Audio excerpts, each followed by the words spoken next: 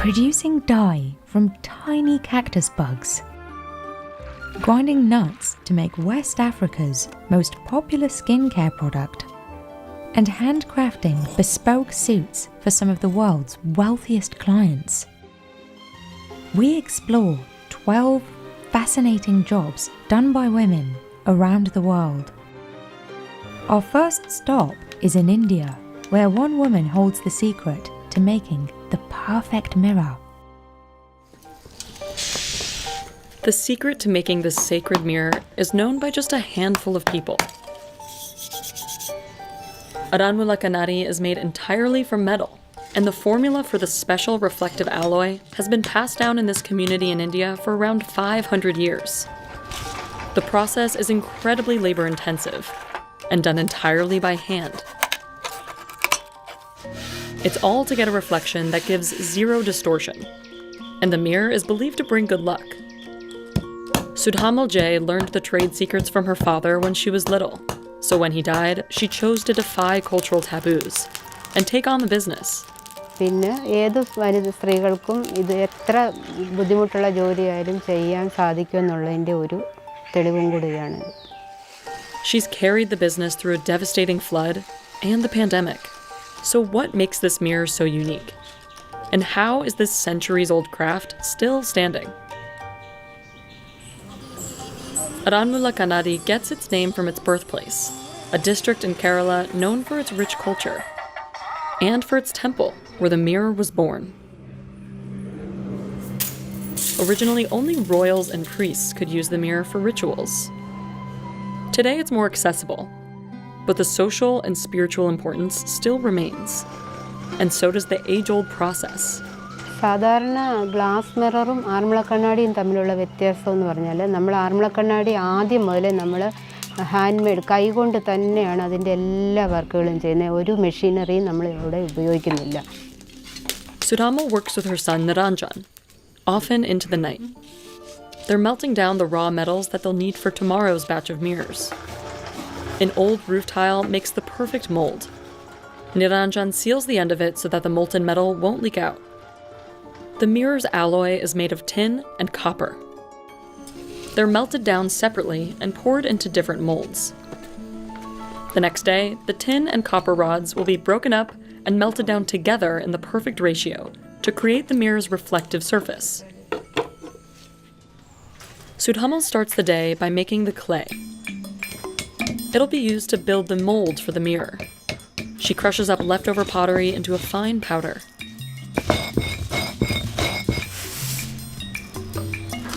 Another ingredient is jute, a fiber they take from grocery bags. She mixes the jute and the pottery dust with mud that she harvested from a nearby paddy field. A little water loosens up the mixture, so she can knead it until it reaches the right consistency. Sudhamal is doing the kind of physical work that's typically done by men in this industry. ആദ്യമായിട്ട് ഇൻഡിപെൻഡൻ്റായിട്ട് ഈ തൊഴിൽ ചെയ്യുന്ന ആദ്യത്തെ ഒരു വനിതയാണെന്നുള്ളതിൽ എനിക്ക് അഭിമാനമുണ്ട്. Her father became sick in 2007, and his dying wish was for someone to carry on his legacy. Since he had no sons, he left the secrets with his wife and daughter. ഈ തൊഴിലിനെ മുന്നോട്ട് കൊണ്ടുപോകണം, നമ്മുടെ കുടുംബത്തെ ഒരു ജോലിയല്ലേ, അത് നിലനിർത്തിക്കൊണ്ട് പോകണം എന്ന് എല്ലാവരും സപ്പോർട്ട് ചെയ്തിട്ടേ ഉള്ളൂ.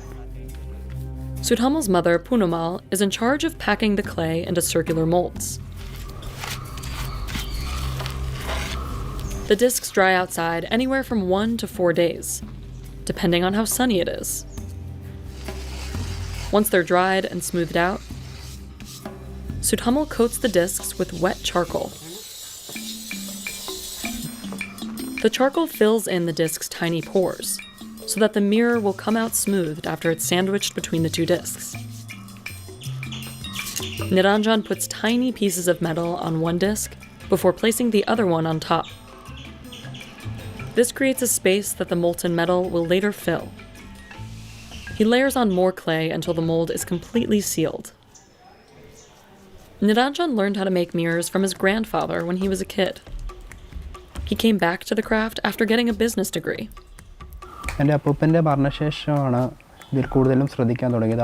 അമ്മയെ സഹായിക്കാനും അപ്പോൾ കൂടുതൽ അതിനോടുള്ള ആഗ്രഹം വന്നു, അങ്ങനെ ചെയ്തു തുടങ്ങി. This kind of passion for this work is not common for someone his age. ആളുകൾ ഈ ക്രാഫ്റ്റ് ചെയ്യാൻ മടിക്കുന്നവരുമുണ്ട്. അത് ഇത് ചെയ്യാനുള്ള പാടും ചൂടത്തുള്ള നിർമ്മാണ രീതികളും ഒക്കെ ആയിരിക്കാം. While the crucible dries out, Niranjan breaks up the tin and copper rods that he cast the day before. Only the people who have inherited this craft know just how much of each metal to add to the crucible. ഈ നിർമ്മാണ മേഖലയിലുള്ള ഒരു society ഉണ്ട്. അപ്പോൾ അതിൻ്റെ ഒരു നിയമം എന്ന് പറയുന്നത് നമ്മൾ ഇതിൻ്റെ സീക്രട്ട് രഹസ്യങ്ങൾ, പ്രോസസ്സിൻ്റെ എല്ലാ രഹസ്യങ്ങളും അങ്ങനെ പുറത്ത് ആർക്കും പറഞ്ഞു കൊടുക്കാറില്ല. അതേ കുടുംബങ്ങളിലെ തന്നെ കുട്ടികൾക്ക് കൈമാറിയാണ് വരുന്നത്.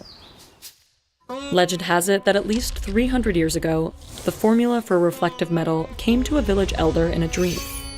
Another story says that metalworkers accidentally discovered the alloy while making a crown for the king.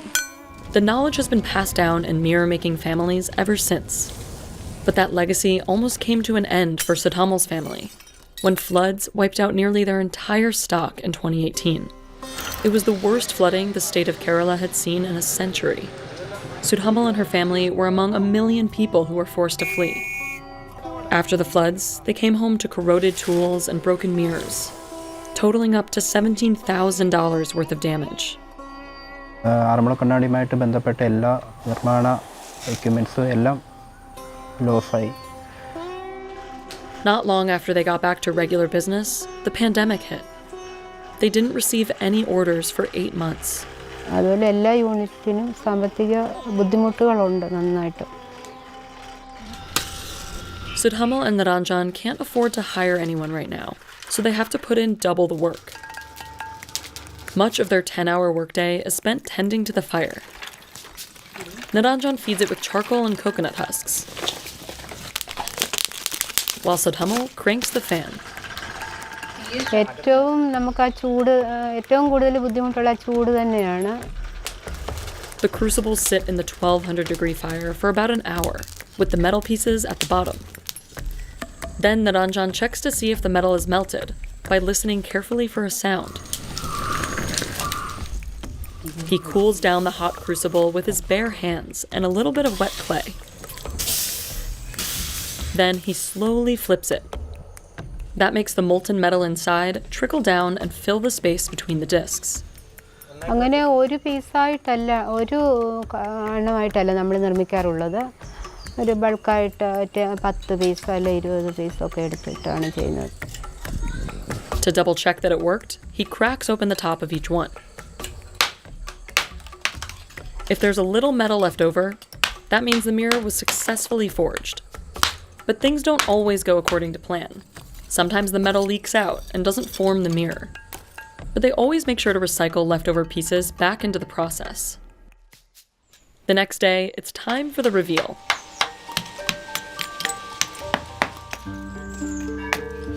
The mirror isn't reflective just yet. It needs to go through several rounds of polishing. But first, Sudhamal cuts it down. The size will determine the price. These mirrors range anywhere from $20 to $1,300.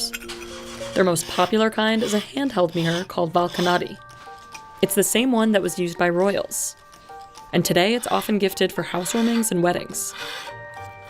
The brass frame is made entirely by hand too, using a sand casting process. They make big batches of these frames a couple times a year. And the designs are all hand chiseled. കൂടുതൽ 95% hand made ചെയ്യാൻ തന്നെയാണ് ആഗ്രഹം. കൂടുതൽ ആളുകൾ ഇഷ്ടപ്പെടുന്നത് hand മെയ്ഡായിട്ടുള്ള products ആണ്. So machine യൂസുള്ള products ആരും ഇഷ്ടപ്പെടാൻ താല്പര്യമില്ല എന്നാണ് എൻ്റെ വിശ്വാസം. Sudhamal uses wet sandpaper to smooth the mirror's surface. She applies a few drops of coconut oil to polish it. And then she finally places the mirror inside the brass frame, using a homemade adhesive. ഇങ്ങനെ പണ്ട് കാലം മുതലേ മണലും മെഴുകും ചെഞ്ചലും ഒരു പ്രത്യേക അനുപാതത്തിൽ ഉരുക്കിയെടുത്ത ആ മിശ്രിതത്തെ മണലുമായിട്ട് ചേർത്താണ് ഒരു അരക്കുണ്ടാക്കുകയും. Sudhamal gives it a few more rounds of polishing with more coconut oil and a velvet cloth. They always put a sticker on the back of the frame to mark its authenticity. It's a crucial step, since counterfeit Aranmula Kanadis take up a huge part of the market. That's why the Indian government gave artisans exclusive rights to make these only in Aranmula back in 2005. And with a good eye, you can tell the difference between a real and a fake. അതേപോലെ തന്നെ നമ്മുടെ പിന്നെ പ്രതിബിംബം യഥാർത്ഥ പ്രതിബിംബമാണ് അതിൽ കാണുന്നത്. Typical glass mirrors reflect light through the back of the mirror, which can create distortion. An Aranmula Kanadi reflects light on the surface of the metal, so it's believed to show a more accurate reflection. Mirror അവസാനമായിട്ട് polish ചെയ്ത് നമ്മൾ എടുക്കുന്ന ഉടനെ അതിൽ നമ്മുടെ മുഖം നോക്കുമ്പോൾ അത് ഒരു സന്തോഷവും സംതൃപ്തിയുള്ള ഒരു തരുന്നതായിരുന്നു ഏറ്റവും ഇഷ്ടം. And even though the traditional process is taxing, it's part of their ancestry. Machine use ചെയ്ത് ഉണ്ടാക്കുന്ന ക്രാഫ്റ്റും ഹാൻഡ് മെയ്ഡായിട്ട് ഉണ്ടാക്കുന്ന ക്രാഫ്റ്റും തമ്മിൽ കുറേ വ്യത്യാസമുണ്ട്. Sudhamal hopes the next wave of mirror makers will see that too. പുതിയ തലമുറ അങ്ങനെ ഗിഫ്റ്റ് വാങ്ങിക്കാൻ താല്പര്യപ്പെടുന്നില്ല എന്ന് പറയുന്നെങ്കിലും എനിക്ക് പറയാനുള്ളത് നമ്മുടെ പാരമ്പര്യമായിട്ടുള്ളതും ഉള്ള ക്രാഫ്റ്റിനെ അതുപോലെ ആർട്ടിനെ ഒക്കെ പുതിയ തലമുറ സ്നേഹിക്കണേ. Candle making has been in this family for over 300 years. Viviana Alaves is one of the last people in her Mexican village who still knows how to make these candles by hand. They were commonly used in church services and proposal ceremonies. And it was Viviana's break from tradition that saved the family business and the art form. We visited Oaxaca to see how Viviana's workshop is still standing. Making candles starts with the wax. Viviana's daughter-in-law, Guillermina, breaks it up by hand. Then, Viviana melts it over a fire, fueled by wood and corn cobs. Yo no me usan gas. Hago de natural. She learned the craft at around 8 years old. Her parents left her when she was a child, and her grandma couldn't afford to send her to school. She taught her to make candles instead. Mira, dice que yo voy a dejar un trabajo para siempre. 64 years later, she runs the business with her family. Me quedé para siempre. Me enseñaron a trabajar. Entonces yo busqué la manera como voy a salir adelante. But a lot has changed. They used to get the wax from local bee farmers. But a changing climate has forced them to find another source, over 200 miles away. Parte de Oaxaca ya son muy secados. Por eso compro de Chiapas. Y hay agua, pues. Y hay de comer las abejitas, pues. Viviana uses a bowl as a mold and dips it first into the hot wax, then into cold water to harden it. She can make up to 40 pounds of these discs in a day. Viviana then lays them out on the roof of her house. She lives in the small village of Teotitlan de Valle. The Zapotec indigenous people have been living here since the 15th century. The discs sit for up to a month, bleaching under the sun. This purifies the wax and makes it a blank canvas, so it can be melted down again and dyed. Then it's time to make the candlesticks. These candles started out as bare wicks. One layer at a time, they pour wax over them and let them dry for 10 minutes before adding the next layer. It takes an entire month to get them to this size. The biggest candle Viviana has ever made was nearly 6 feet tall and weighed 30 pounds. Finally, they cut the bottoms to make the candlesticks even. This week, the family is filling an order of 48 candles for a proposal ceremony. La pedida de mano, la vela es la principal. But business wasn't always like this. Up until the 1980s, Viviana and other candle makers didn't get paid for their work. Instead, they offered the candles to the church in exchange for food. Yo fui a dar servicio 20 años. No cobramos, pues, porque así es la costumbre de acá. Es un servicio lo que estás dando. Eventually, most candle makers couldn't afford to keep working and moved on to other trades. But Viviana didn't give up. She came up with new designs, like flowers made out of wax instead of paper. Regalé 2 ahí a la iglesia para que vean la gente. Poco a poco le gustaron mucho la gente. Then she broke tradition by selling her candles in order to save the business. But her grandmother was not happy. Sí me molestó.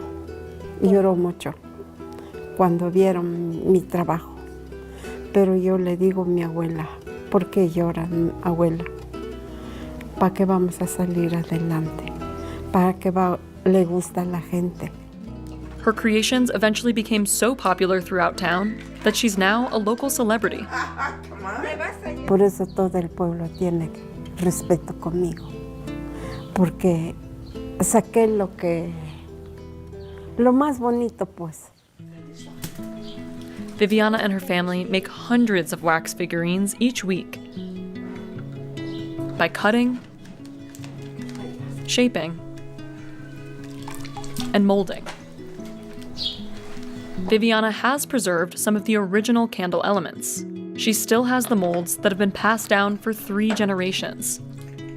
Like this one, that she uses to make an angel figurine. El único yo tengo ese molde. Todo lo que hacen ver. No. And all the dyes are natural. The red color comes from an insect. She still uses paper flowers like her grandma did. But it's the flowers made from wax that she's most proud of. Como yo saqué toda de estas modelos, botón de rosa, antes no se lleva. Each ornament holds a certain significance. Estas velas va a ir para pedir la mano de la novia. Este blanco es un cariño para la novia. Y el color rojo, es color cariño. Igual color rosa. Y el patito es un hombre y una mujer.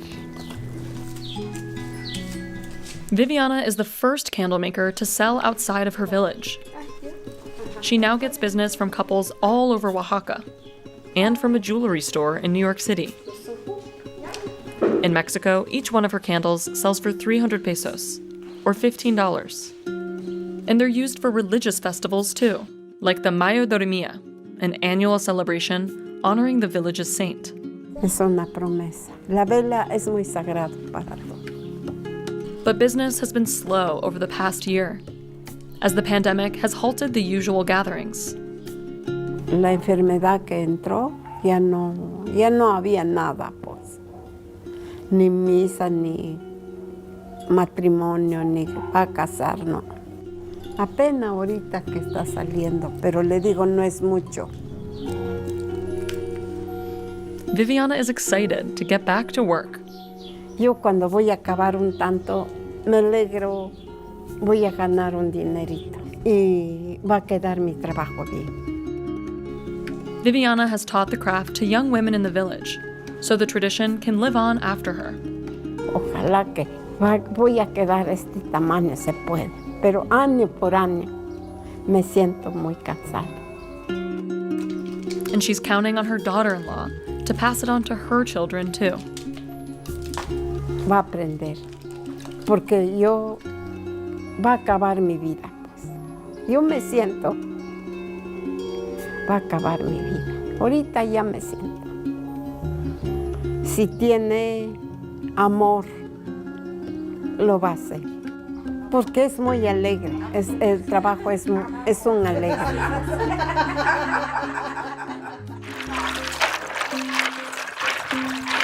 Women in West Africa have been turning shea nuts into butter for centuries. The process is hard, requiring at least 3 women to mix 1 pot. The yellow paste is often called women's gold, and for many in northern Ghana, it's the only source of income. We don't have anything to do. That's why we are doing the shea butter. People across Africa have used it for skin and hair care, food and medicine for at least 700 years. And in recent decades, it's become a global sensation. International customers often buy larger quantities from companies that can produce it faster, making it harder for traditional farmers. But the biggest threat is right in their backyard. For the past 4 decades, men have been cutting down the very tree that provides livelihood to many families. We traveled to Ghana to find out how, despite the challenges, this group of women artisans is still standing.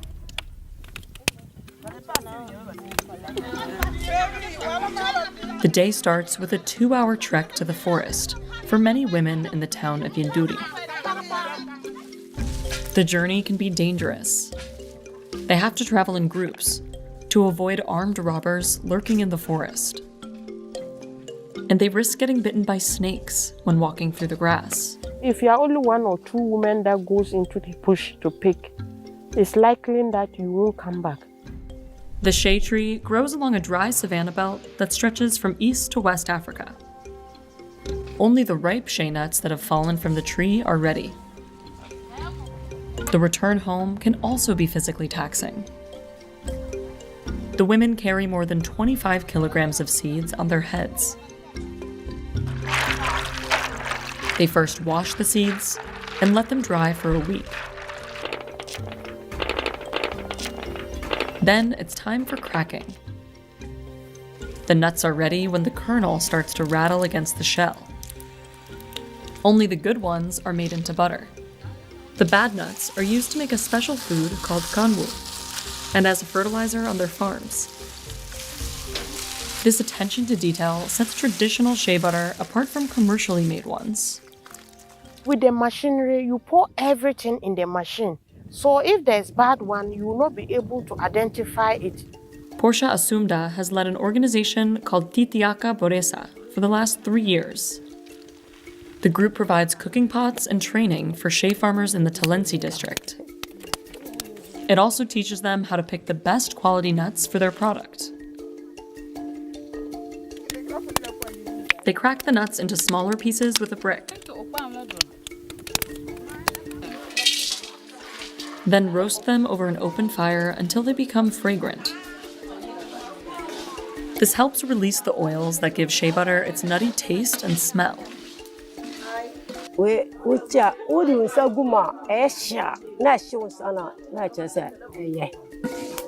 It's one of the skills Acuña Alejere is teaching her daughter. She's been making shea butter for more than half her life.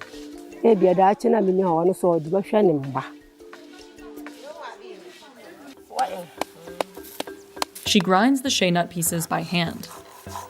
Some shea farmers have invested in grinding mills to make this step easier. But Acuña takes pride in sticking to the techniques that date back to the 14th century.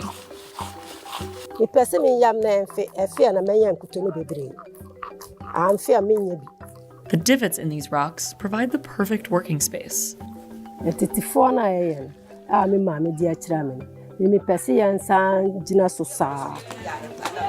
The women only produce small batches at a time to ensure the quality will be consistent. It's all hands on deck when it comes to mixing the shea paste.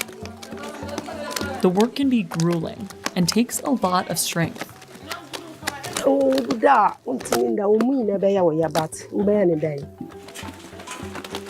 They do this for 1 hour to get the right consistency.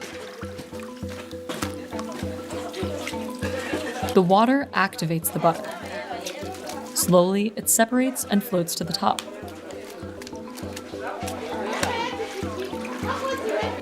Acuña melts the butter in another fire, using wood that was harvested in the forest. She waits until it turns a deep chocolate color.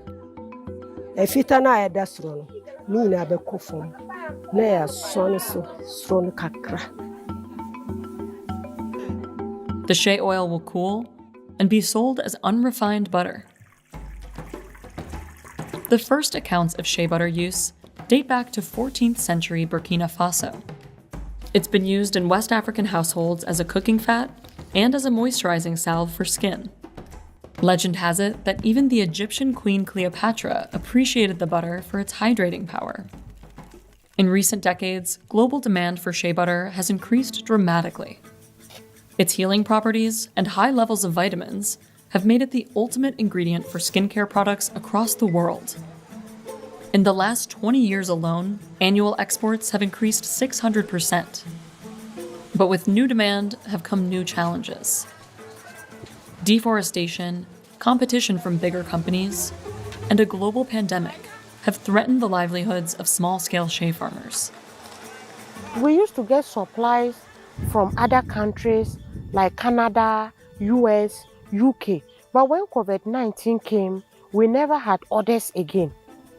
Faster, machine-run shea processing plants in Ghana have also begun taking over the market, making it difficult for this group of women to keep up. It takes them an entire month to produce what a big factory can do in 3 days. Deforestation is also an ongoing battle. Since the 1990s, men have been cutting down shea nut trees to make charcoal for commercial use. Around 8 million trees are cut each year. The quantity we used to get, now we don't get it that way again. It has reduced drastically. Shea butter making has sustained generations of women in Ghana. Today, many depend on it as their only source of income. Mostly with this group, most of them are widows. They used to say widows, they can't do anything for their own. But now that they have their own handwork, they are able to do something and earn money and take home. Organizations like Portia's teach traditional shea farmers how to produce better quality butter and understand its value in the local market. With this knowledge, they can take home a higher profit from their sales. The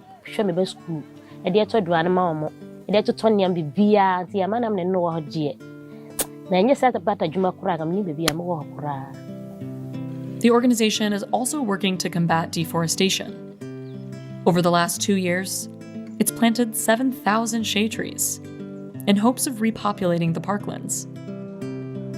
Although there are many challenges, Portia sees a bright future ahead. That is our business. That is what we do. Even though it is hard to produce it, but that is where we get our money from. That is where we get our income. Young women are still interested in learning the craft, and she hopes that expanding her business will give more opportunities to people looking to learn the skill in its traditional form. We like to have our own plantations. We like to have our own warehouses where we can keep our shea nuts there. For women here, shea butter is a symbol of prosperity and independence, and they're determined to pass it on to the younger generation.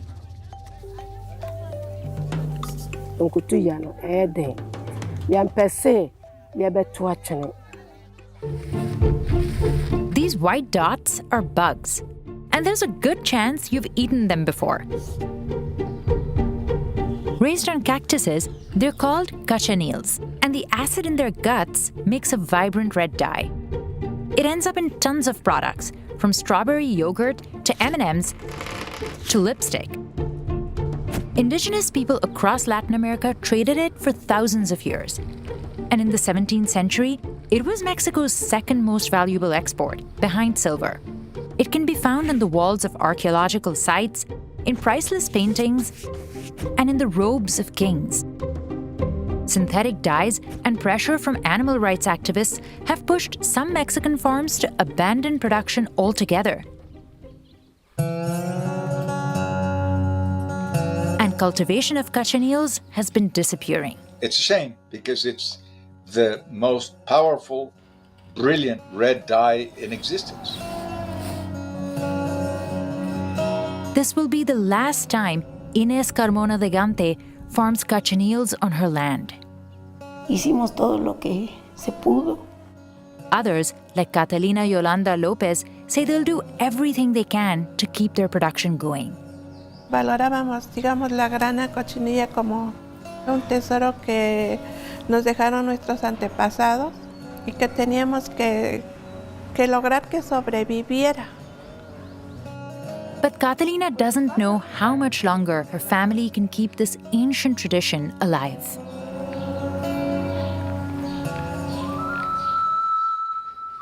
Cochineal bugs are tiny parasites that live on cactuses.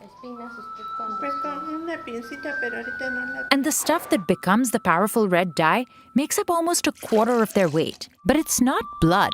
It's actually a naturally occurring compound called carminic acid that's a repellent against predators like ants. Cochineals eat prickly pear cactuses, or nopales as they're known in Mexico. They have all the moisture and nutrients the bug needs to survive. Y a otra planta ya no la alimenta. Catalina's grandmother taught her how to raise cochineals when she was just 4 years old. Today, she's one of the last cochineal producers in all of Mexico, running a farm in Oaxaca. It all starts in her field of young nopales.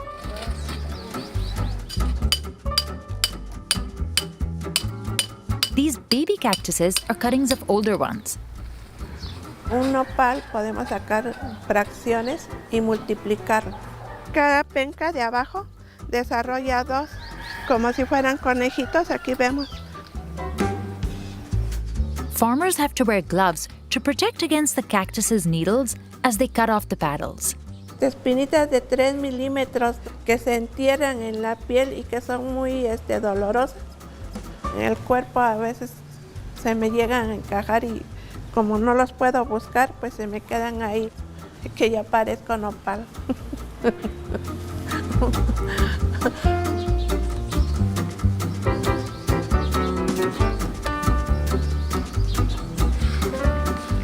Next, Catalina washes the cactus with soap and water. Only then can she place the cochineals on the paddles. Estamos anidando lo que es la grana cochinilla madre, poniéndola dentro de un nido de palma. These look like finger traps, but they're actually tiny houses for the bugs. Catalina says no one makes them anymore, so she has to be careful not to break them. Y dentro de 12 horas o 10 horas van a aparecer la grana cochinilla bebé caminando a través de los agujeros de las uniones de la palma.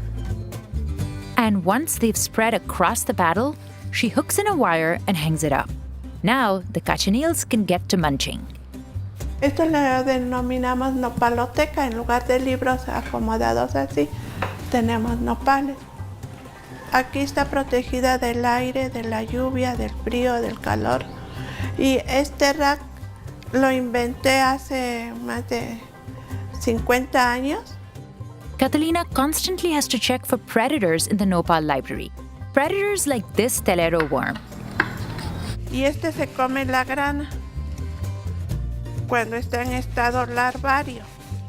Every white dot you see here is a cochineal.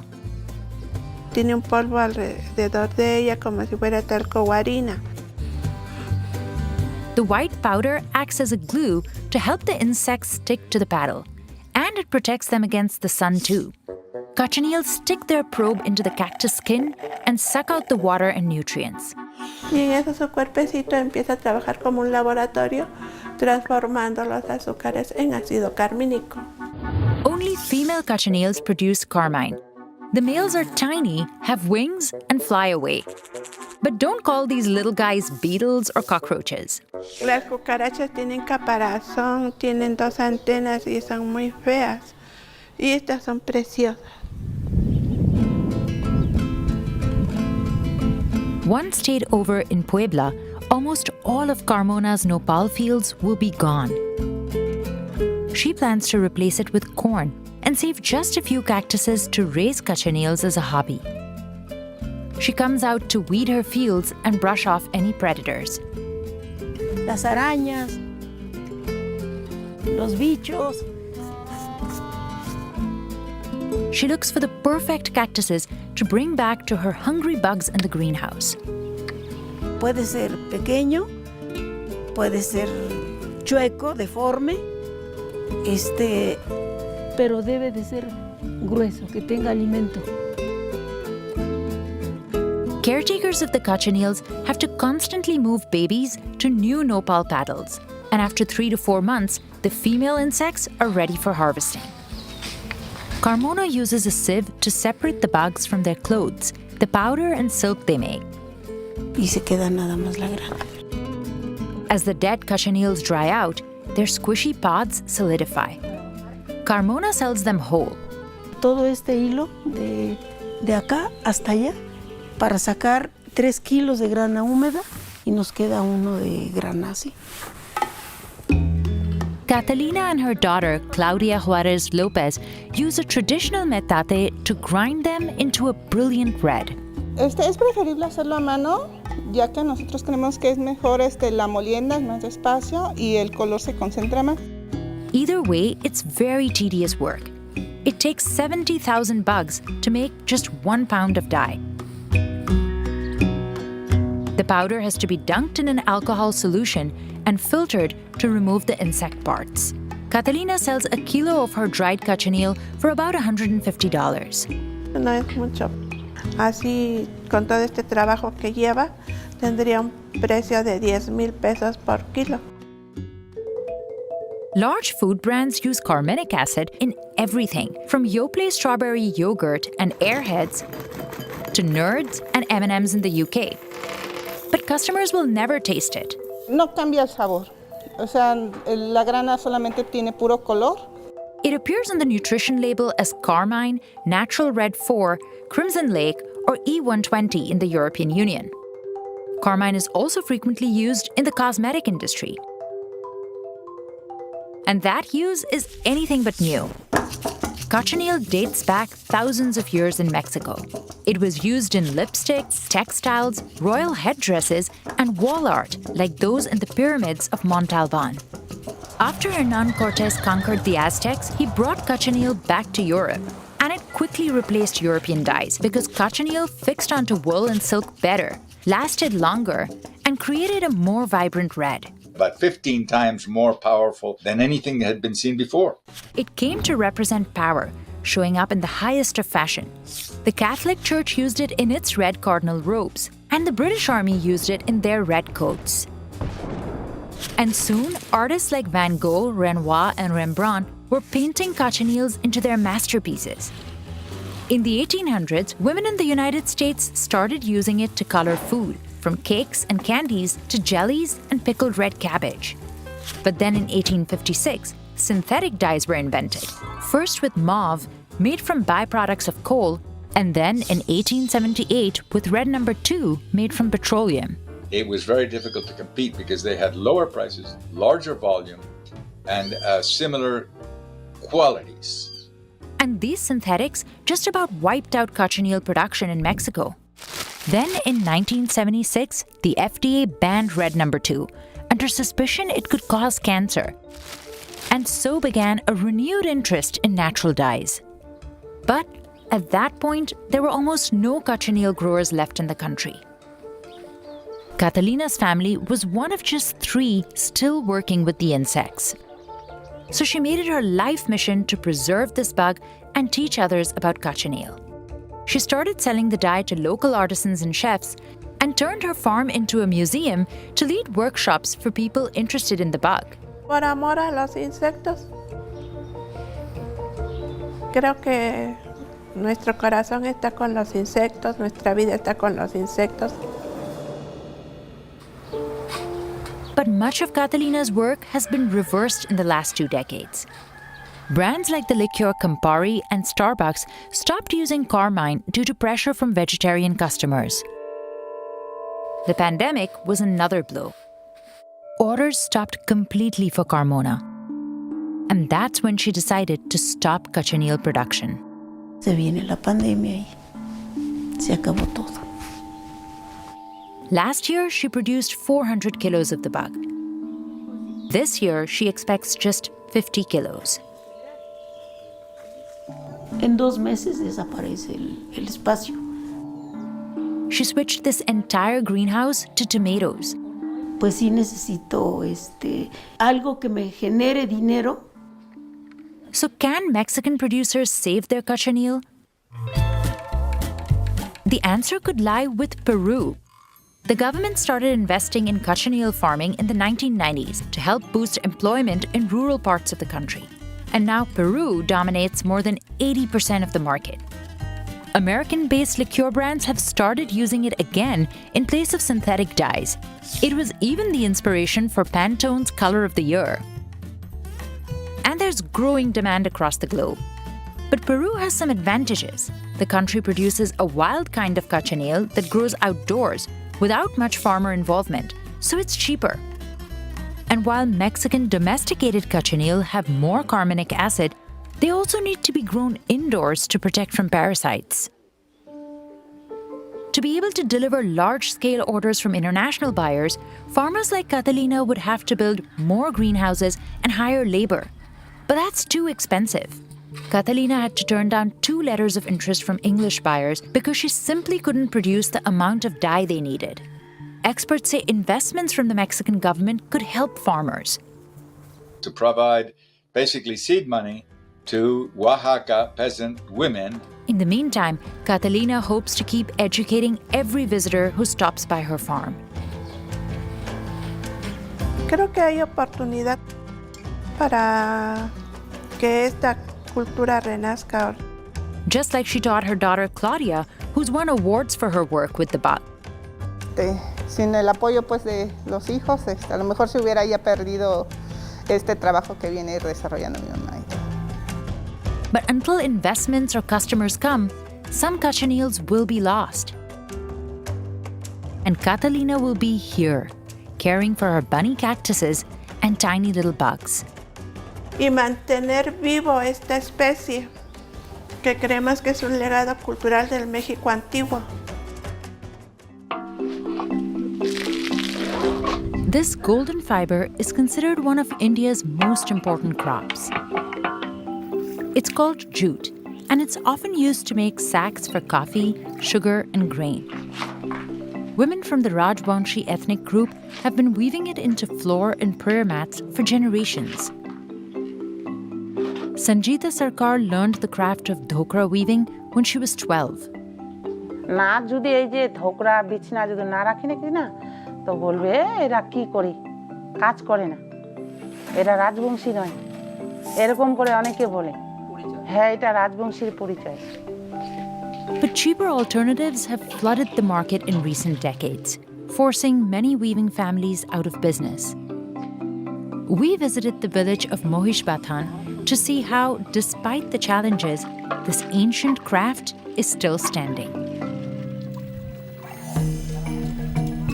80% of India's jute grows on the warm and humid lands of West Bengal. Farmers cut the stalks once a year during the rainy season in July. They tie the jute to the wet ground to soak. After 3 weeks, the bark becomes soft and the plant turns from green to brown. They strip the plant to expose the loose jute fibers and rinse it in water. It dries in the sun for up to 3 days before it's sold to artisans like Sanjita. বাজারে তো অনেক ধরনের পাট পাওয়া যায় কম দামের বেশি দামের কিন্তু আমাদের বেশি দামেরটাই লাগে বেশি. Women in her family have practiced the craft for at least 4 generations. এটা কেউ বলতে পারছে না যে আমি ওর কাছ থেকে শিখেছি কিংবা আমার শাশুড়ি শেখা ছিল তার শাশুড়িও ছিল এরকম করে পরম্পরায় চলে আসছে. Sanjita pulls the loose fibers and separates them. She avoids the dark fibers and instead buys jute that is shiny golden brown. কিন্তু সব ধরনের জুট নিলে হবে না কারণ দেখতে হবে কোনটা জুট সবথেকে শৌখিন. The water smooths and prepares the fibers for rolling. She rolls it across this old piece of tire on her leg to prepare for the next step. This technique is called pine, and it helps to keep the threads the same thickness. Otherwise, the mat may become uneven. Threads wrap around this homemade spindle called the takur. She can sit for hours hand-rolling the jute. While some weavers buy pre-rolled jute from the market, Sanjita prefers to do it herself. She wraps the thread around her legs to form the roll called lachi and prepares them for dyeing.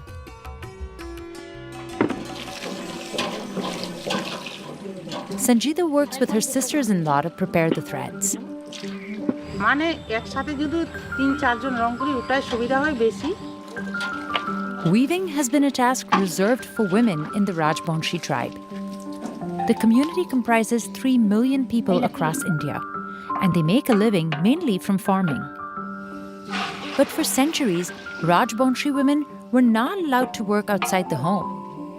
So making and selling mats was the only way for them to make money. Nowadays, many split their time between farming, household chores, and weaving. So it's not always easy to juggle it all. They meet to bleach and color their threads once a month to save time. The best dye comes from a native fruit, but it's been hard to find.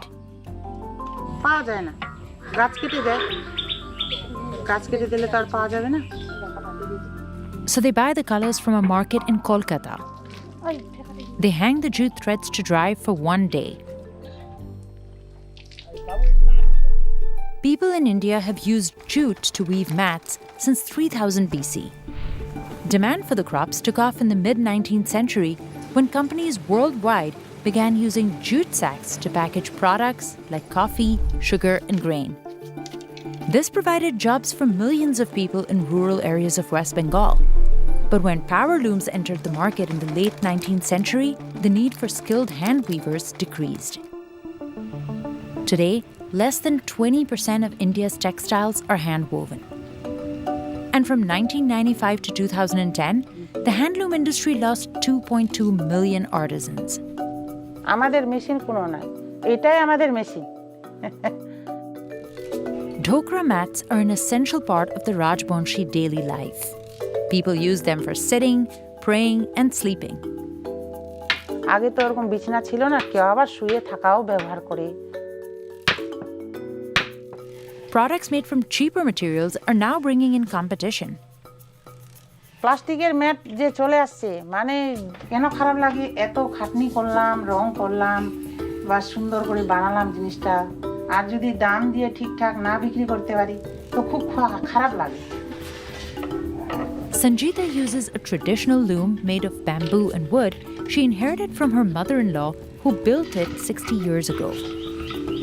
Setting it up is an important step that takes precision and expertise. একটু যদি ভুল হয়, একটা সুতা যদি ছাড়া যায়, সম্পূর্ণ ডিজাইনটা ভুলেই চলে যাবে, ওটা কোনো জায়গায় মিলতে পারবে না। যেরকম ধরো অঙ্কর যদি একটা সংখ্যা ভুল হয়, যদি গোটা অঙ্কটাই যদি ঠিক করে আনো, এক জায়গায় ভুল হয়ে গেল। She spends hours looping and securing 2 to 3 rolls of jute through the loom. A simple pattern can take her a day and a half to weave. And it's a full body activity. পায়ের দিকে জোর দিতে হচ্ছে, কোমরেও জোর দিতে হচ্ছে, হাতেও জোর দিতে হচ্ছে। She gets support from a backstrap, but years of weaving have taken a toll on her body. কোমর ব্যথা হয়, খাটনি হলেও করতে হচ্ছে।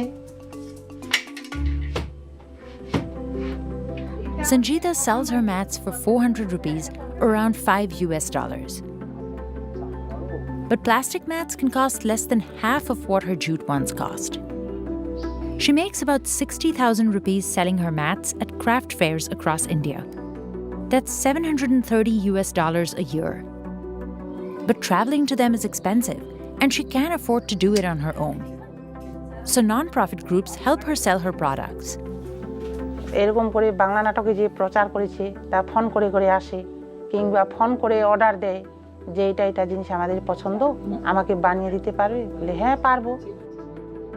Her family still mainly depends on her husband's income from farming. Sanjita uses her money from mat sales to pay for their 2 sons' education.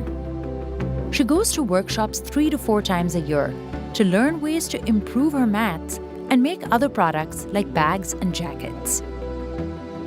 কিন্তু শুধু আগে তো হাতের মাপের কাজটা শিখতাম মায়ের কাছ থেকে, শাশুড়ির কাছ থেকে। তো তো এখন শুধু ট্রেনিংয়ে ছিলাম কি শিখছি শুধু ইঞ্চি কত বাই কত ফুট এটা শিখেছি And with the skills she's learning, she mentors other women in her community. She hopes more people will see the beauty in the craft. যে উন্নত করলেই কাজটা যদি আরও আমরা ফ্যাসিলিটি করতে পারি ভালো ফেসিং করতে পারি জিনিস ঠিকঠাক যদি আমরা তৈরি করে দেখাতে পারি তাহলে আমরা আরও এগিয়ে যাওয়ার সম্ভাবনা দেখছি To make sake, you need a lot of rice. Brewers polish rice into pristine, pearl-like grains and combine it with koji mold to craft the perfect flavour. You can buy a bottle of sake for less than $10, but the most expensive version of the highest grade, called Junmai Daiginjo, can cost almost $10,000. Sake requires just 4 ingredients, but without careful attention, the brew can be ruined at any stage. At Nizawa Brewery, Nanami Watanabe observes the entire process. She's one of the youngest brewmasters in Japan. 結局その短大生だったので就職を決めたタイミングではお酒を飲める年じゃなかったんですね。 Despite her age, her sake has already won several awards. 人によってはその正解がないことにストレスを感じてしまう方もいるとは思うんですけど、やっぱりその美味しいにゴールがないのは私は面白いなと思っています。 We spent a day with Nanami to discover how she brews sake and to learn about what makes Junmai Daiginjo so expensive. It's a quiet morning in the mountain town of Kawasaki in Japan's Miyagi Prefecture. But inside the brewery, the hustle has already begun. そうですね、朝帯の子たちは割と5時から来て、ただ5時から来たら昼の12時には終わりなのでお酒作りは一人では絶対できないので私が全部決めていくっていうこともまあ一つその方向性を決める上では大事だと思うんですけれどもやっぱりその働きがいだったりとかやりがいの部分にもつながってくるので例えばご自分のことすごい勉強家だと思いますか？いえいえ全然どちらかというと早く帰りたいしできればやっぱりこうなんて言うんでしょうあんまりいっぱい働きたくないので美味しくするためにはここは手を抜いてはいけないここはしっかり毎日やらなきゃいけないっていうこともあるので勤勉ではないんですけどやっぱりその目的が割とはっきりしてるかなとは思います。 Sake is categorized by its ingredients and the degree of rice polishing, also referred to as the rice polishing ratio. To be considered Junmai Daiginjo, at least 50% of the grain must be removed through polishing. The more polished the rice, the longer the sake takes to make, and the more expensive the final product. The brewery uses around 12 metric tons of unpolished rice per week.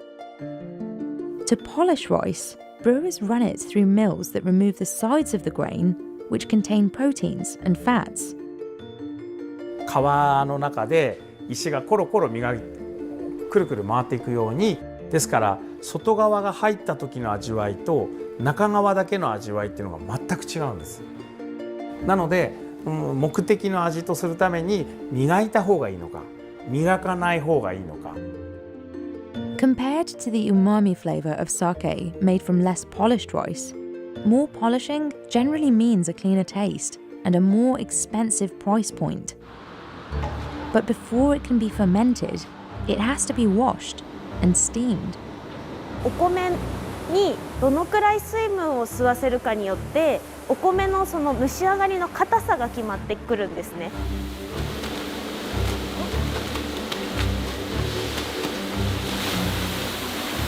お米の周りについている、お米の粉ですね、ぬかをしっかり落としてあげないと栄養分が多すぎてその目的のお酒にならなかったりとかしてしまうので結構後味すっきり軽めの仕上がりにしたいので Workers move quickly because every moment counts when washing rice.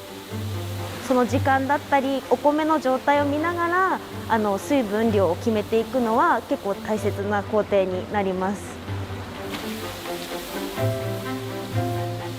もともと13分くらいで吸水させるっていう目安をしてたんですけれど、今日の白米の状態から吸水の状態を見て、ちょっと吸うのが早かったので、じゃあ10分くらい10分ちょっとだけども開けようかっていうので今水を流した感じですね。 Now it's time to steam the rice that workers washed yesterday. うちの蔵だと1トンから 1.3 トンくらいの仕込みが多いで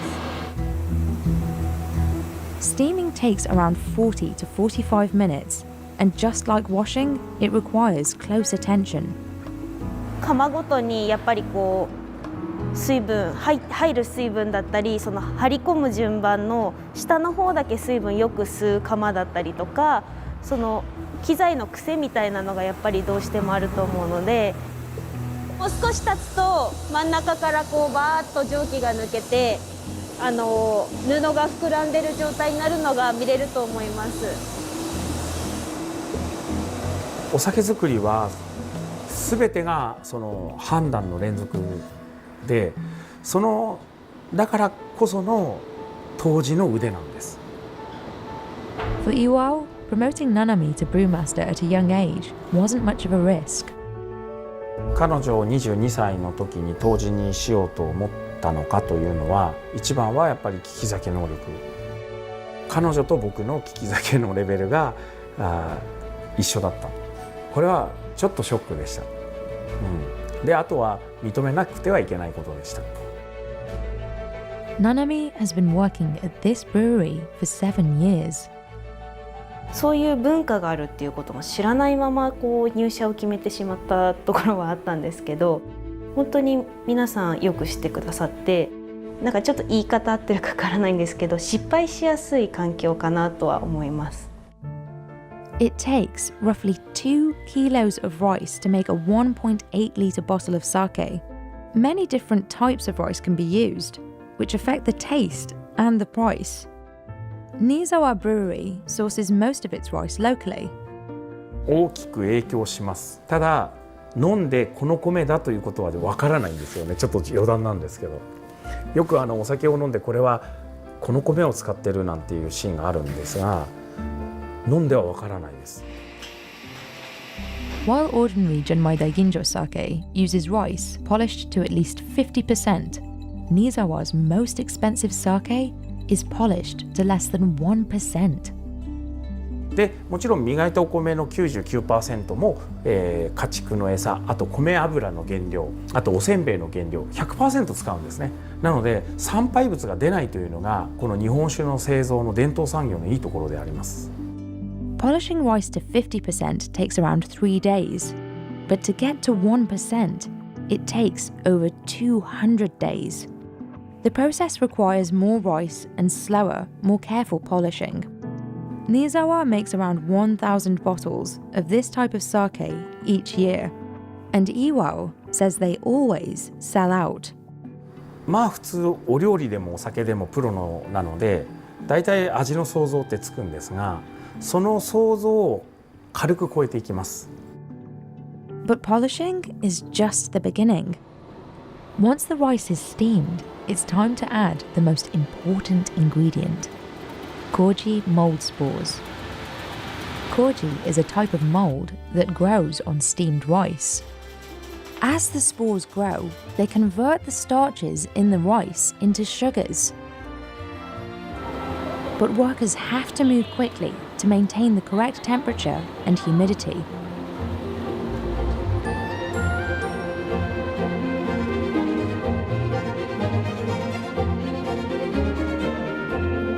They feel for warm and cold areas of the rice and move clumps around to keep the temperature even. 繁殖していく人数が増えていくので、発酵熱、熱を持ち始めるんですね。日本酒作りの麹、いい麹を作るには40度から43度くらい、45度までいっちゃうとちょっとあれなので、やっぱり対生き物なので絶対に自分が思った通りにいかないところですかね。その都度その都度のやっぱり気づきと、それに対しての対応力が試される毎日っていうのが、しかもそれが正解かどうかはわからないんです、口に入るまでっていうのが面白みでもあり、大変さというか難しさでもあるのかなと思っています。失敗をやっぱり笑い話にできるまでが失敗。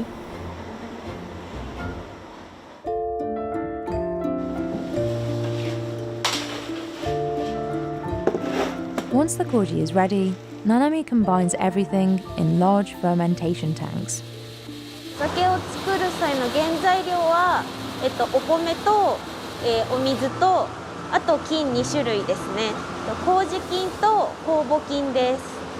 ワインだったりビールだったりとかは、その1種類の菌が働き終わってから次の菌が働いたりとかするんですけど、日本酒の場合は2つの菌が同時に、働いてスタートするっていうのが。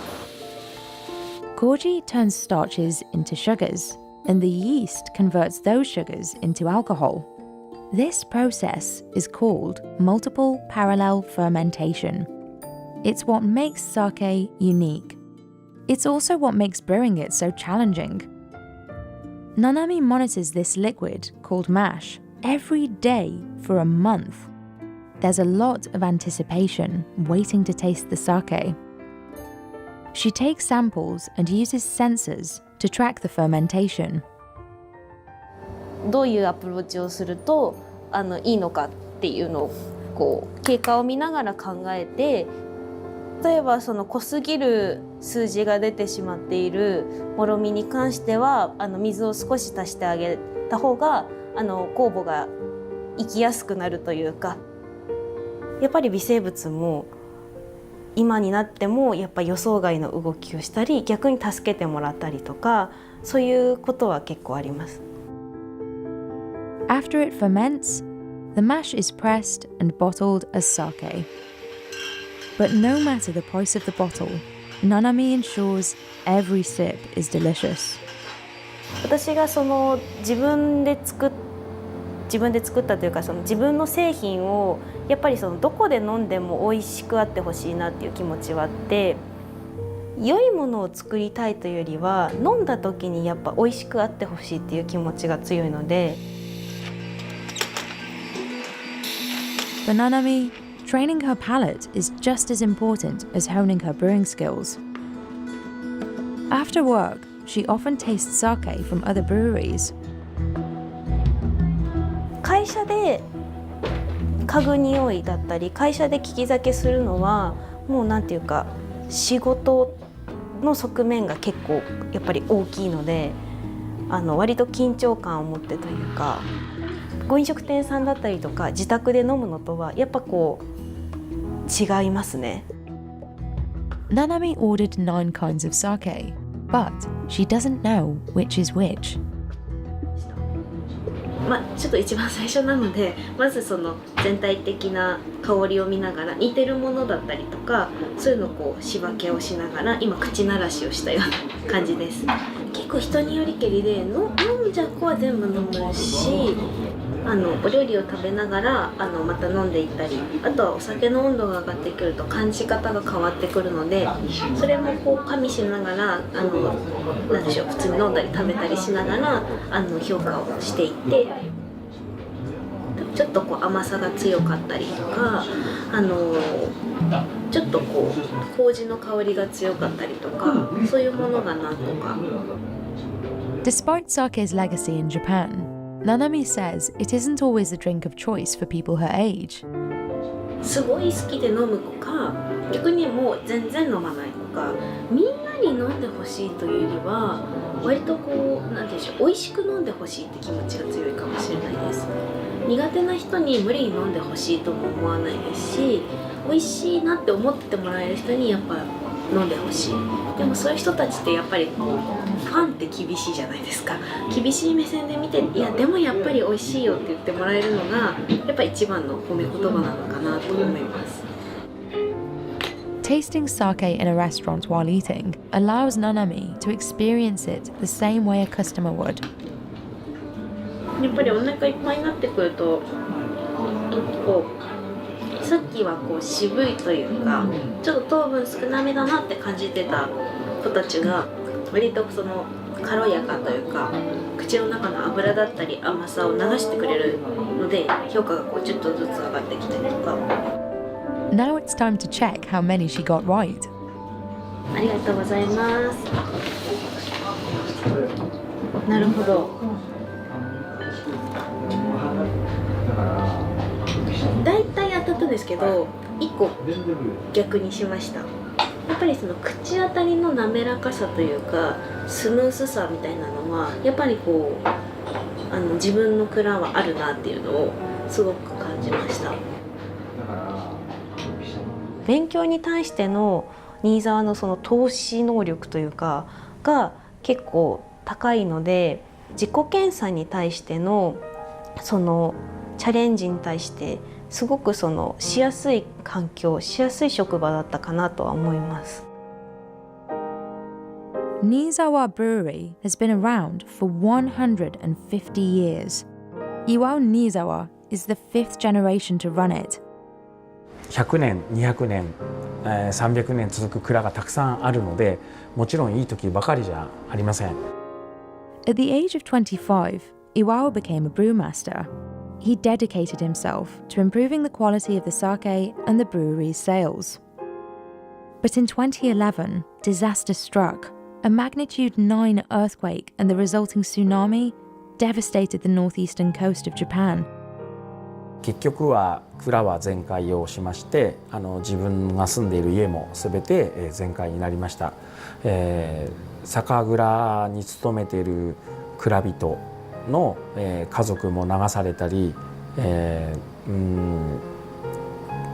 全てを失った時間でした。外から来てくれた酒蔵はお酒造りをし始めてくれました。その勢いに僕らは乗って、少しずつ元気が湧いてきました。明日、お米をふかすんだよと、お米を磨くんだよ、なんとなく少しずつ前に踏み出せた。Since rebuilding, Niizawa has won numerous awards for its sake, and Iwao has passed the role of brewmaster to Nanami. これから利き酒能力が上がる人間と利き酒能力が落ちる人間が同点だった場合、早く判断しなければいけないと。そうですね、そう思ってもらえたのは素直にありがたいかなと思います。でも社長よりできるようになるかって言われるとちょっと分かんないですね。頑張ります。This is an ancient cooking tool called a metate. Women in Mexico have been using it for over 7,000 years to prepare traditional dishes. Evangelina Aquino Luis spends hours grinding chilies and herbs for just one batch of mole. Mole is a thick, rich sauce that comes in many variations, contains dozens of ingredients, and can take days to cook. It's also one of the most popular dishes in Evangelina's restaurant, La Cocina Nana Vida. Today, she's preparing a rare kind of mole called chichilo. But it's not on the menu because she only makes it for people who are in mourning. No me gustaba hacer chichilo porque enterré a seres queridos. Sí da tristeza hacerlo. Evangelina has dedicated her life to preserving these kinds of traditions and methods. But over the years, she's watched cooks swap metates for blenders and even turned to packaged sauces from the supermarket. We visited Oaxaca, known as the land of the 7 moles, to see how the ancient ways of preparing this classic Mexican dish are still standing.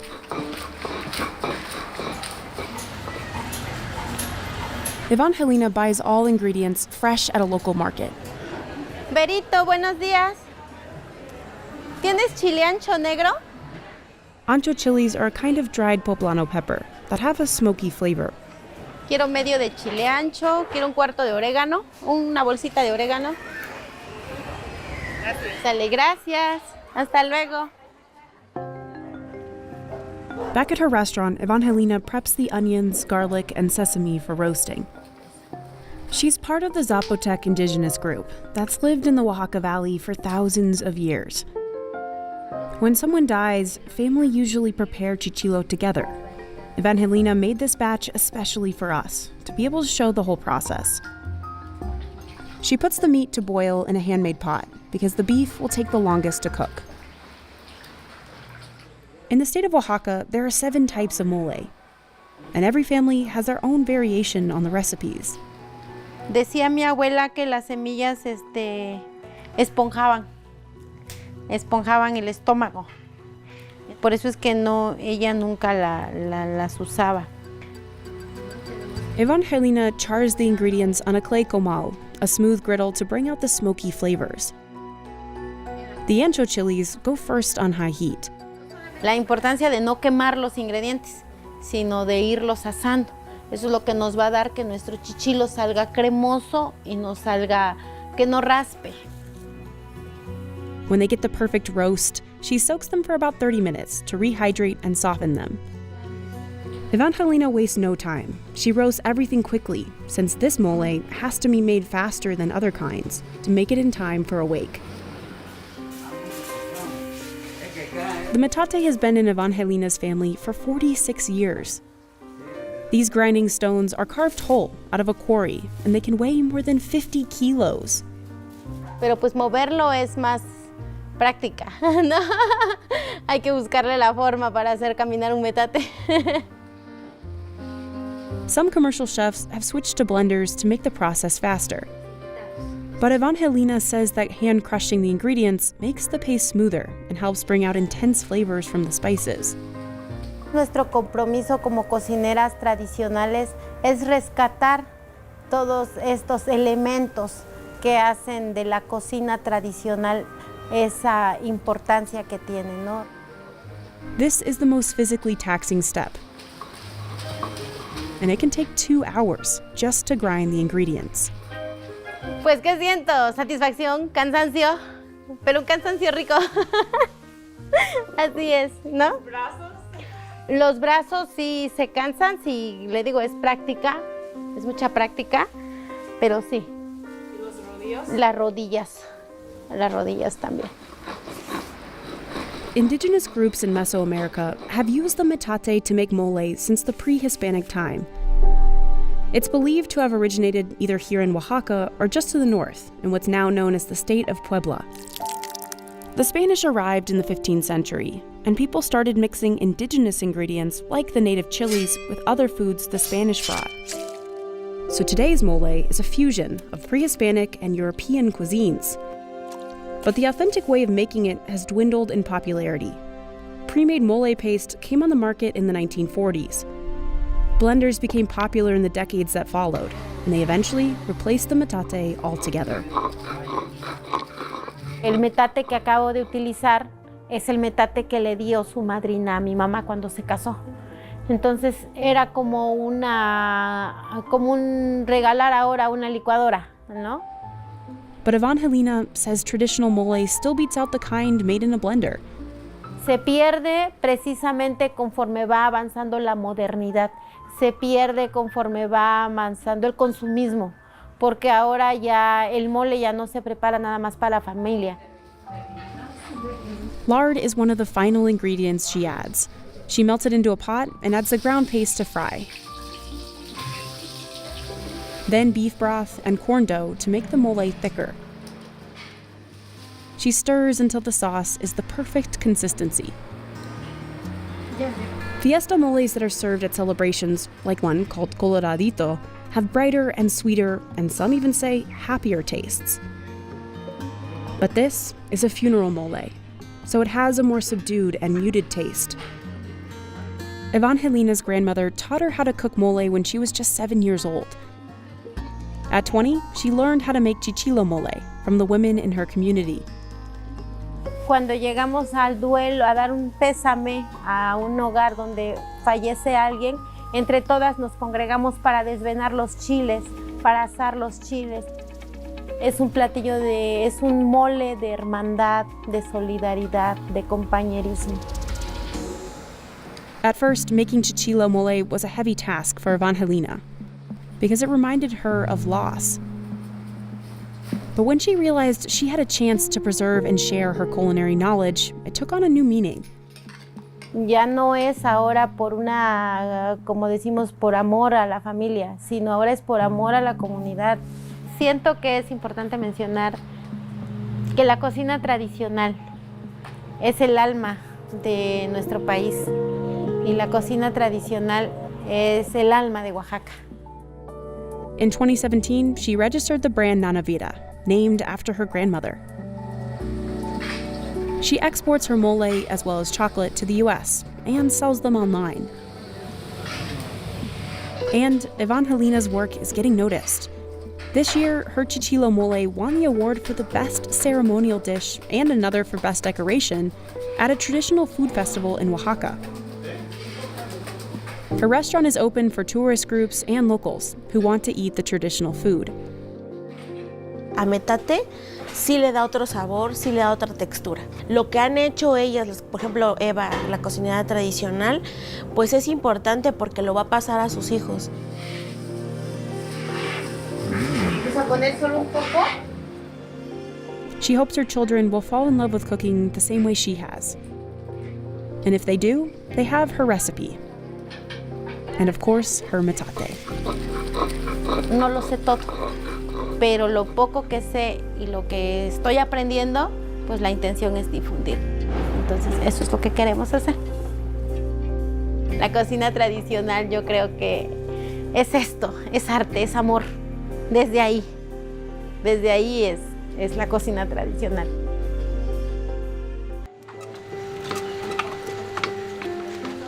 Weaving threads of silk from cocoons is a tradition that goes back more than 1,000 years in Cambodia. But about 50 years ago, it almost disappeared. A brutal regime killed and tortured intellectuals, including artisans who specialised in this craft. ក្នុងការសង្គ្រាមហ្នឹងគឺបាត់បង់ច្រើនណាស់យើងអត់មានមនុស្សនិយាយទៅអ្នកគេធ្លាប់ត្បាញ Sorpe who goes by PH, made it her mission to revive silkworm farming and Cambodian weaving. She has spent 20 years teaching people how to raise worms and turn their silk into textiles, using an ancient technique called ikat. គេហៅថា chun in honor to our ancestors. We visited PH's silk farm and boutique in Siem Reap to see how a new generation ensures this ancient craft is still standing.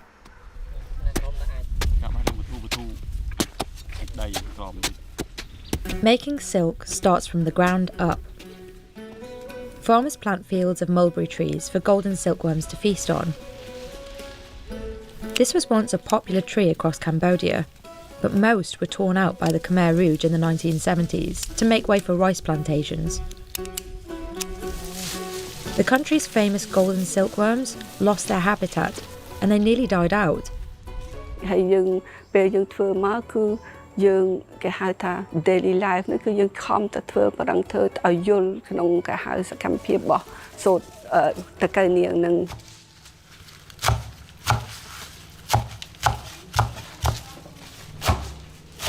Once the leaves are harvested, workers transfer them to breeding sheds.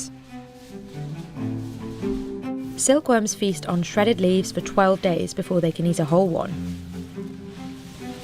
It is important to keep this space clean. ព្រោះថាពេលគេញ៉ាំគេបាត់ជើងនៅហ្នឹងគេជុះនៅហ្នឹងអញ្ចឹងសុកយើងក្តៅបើយើងទុកនៅក្នុងប្រអប់ហ្នឹងវាធ្វើឲ្យតកៅហ្នឹងវាមានជំងឺ After 25 days, they turn yellow and are ready to spin. Workers hang them on this structure that allows airflow. It takes about 4 days for the worms to build their yellow cocoons. The best ones go to a breeding area, and the rest of the cocoons will become silk. Workers drop them in boiling water to release the fibres. They use a spatula to catch them, then insert them into the spindle.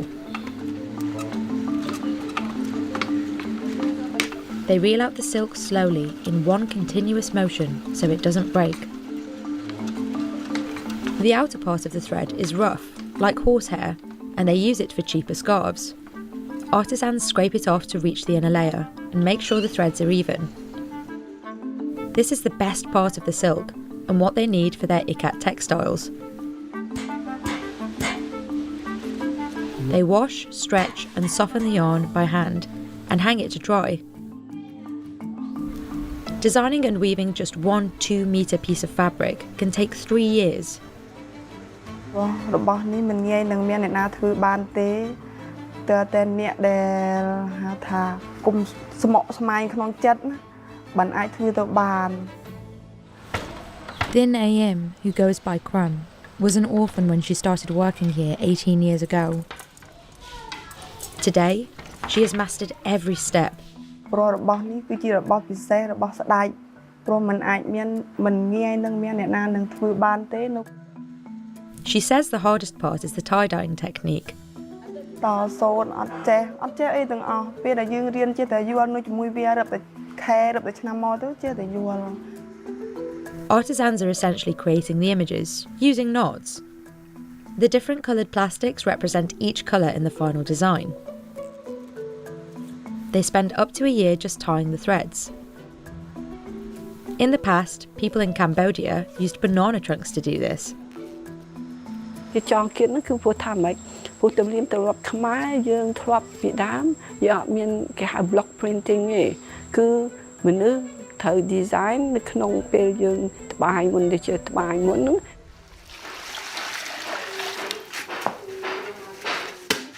They prepare the material for dyeing using natural and native ingredients such as tree bark, turmeric and insects' eggs. និយាយទៅយើងមានពណ៌ច្រើនណាស់ដែលយើងអភិវឌ្ឍនៅក្នុងម្ដុំព្រៃឈើប្រឹក្សានៅជិតជុំយើងទៅ Workers add them to the boiling water. They strain the mixture to create a smooth consistency.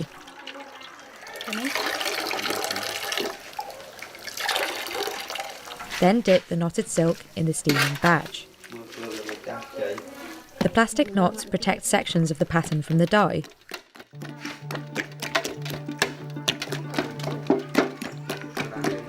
This variety of resist dyeing is called ikat, from the Indonesian word for bind or tie.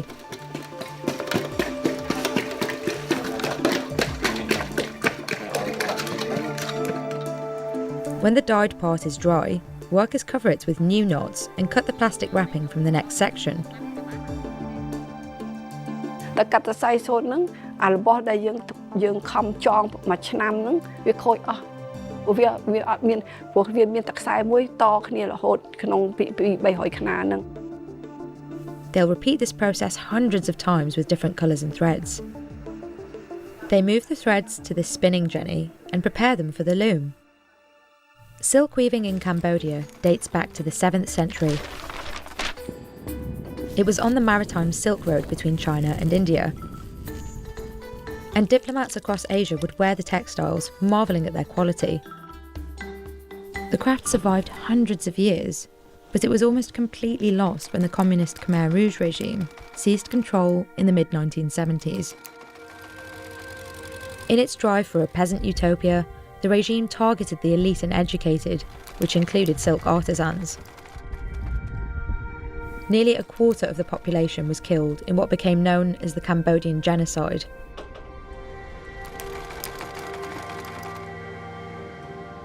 Crumb was only a child during the regime, but she remembers her family's struggle. ម្ដាយរបស់ខ្ញុំកើតបានស្លាប់ចោលខ្ញុំអាយុ10ឆ្នាំម្ដាយរបស់ខ្ញុំកើតបានស្លាប់ចោលខ្ញុំរស់ចំណើជាមួយពុកខ្ញុំគាត់ក្រ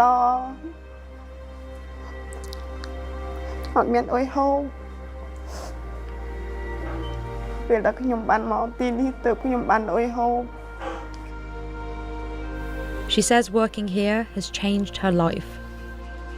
Today, every time she sets up a loom and weaves a new piece, she feels proud.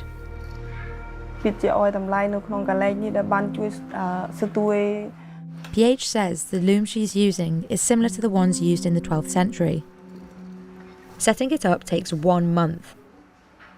She adjusts the shuttle regularly to make sure it aligns with the dyed ikat pattern.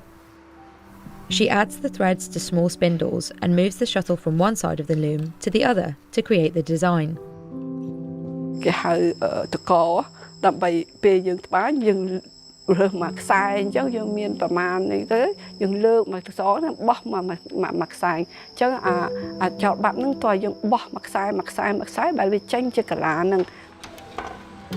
But PH sees it as a commitment to her history and culture.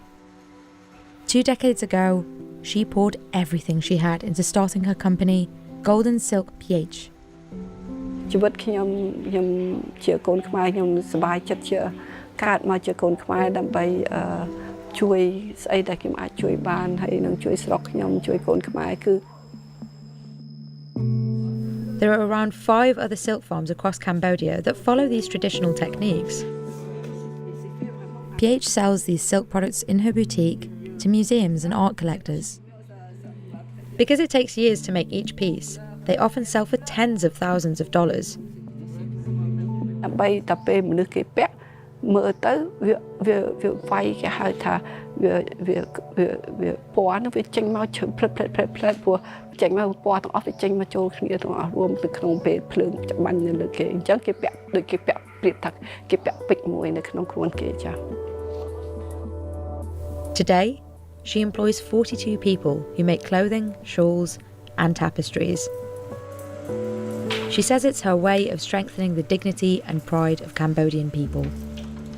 ស្អីដែលគេការដែលគេធ្វើដើម្បីបង្ហាញនៅក្នុងទៅពិភពលោកថាគេជំនាន់ថ្មីអាចធ្វើអីបន្តិចតួចអាចបន្តពីគេហៅថាសកម្មភាពដែលស្ដេចយើងបានធ្វើដល់ប៉ុណ្ណឹងប៉ុន្តែយើងចង់ជួយមិនដែលឲ្យបានទៅអនាគតហើយគឺ It can take 30 kilos of raw wool to make a single Moroccan rug.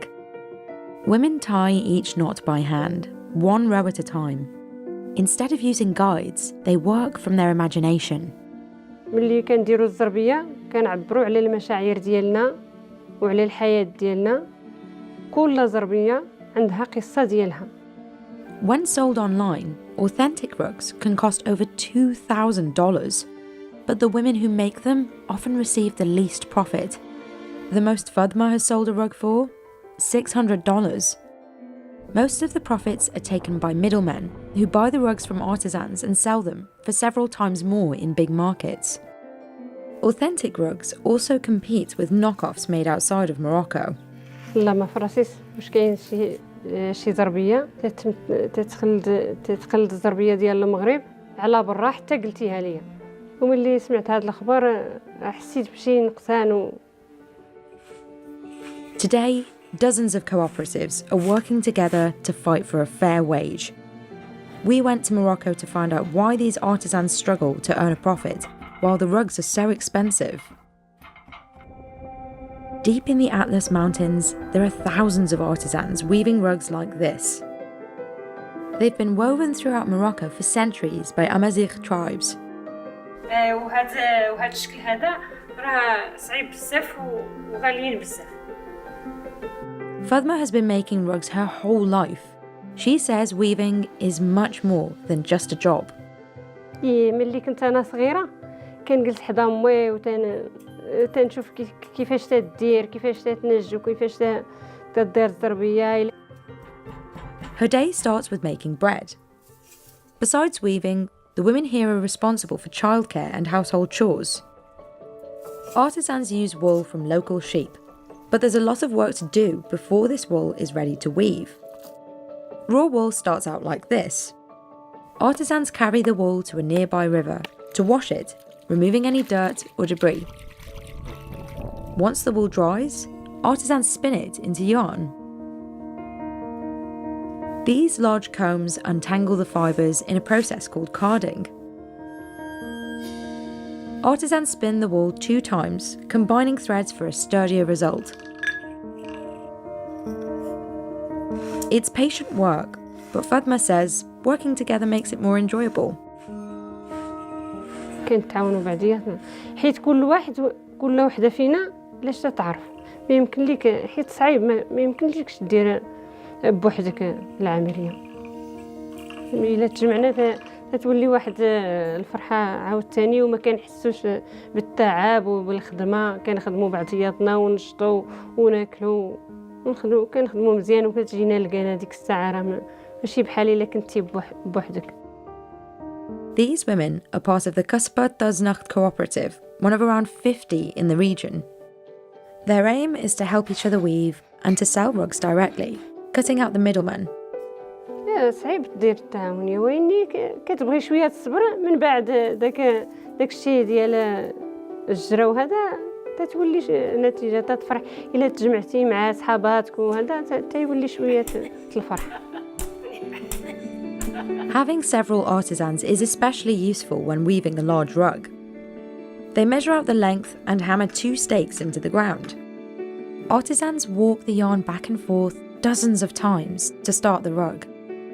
The rest of the rug is woven into this base. From here, artisans unravel the yarn and attach it to the loom.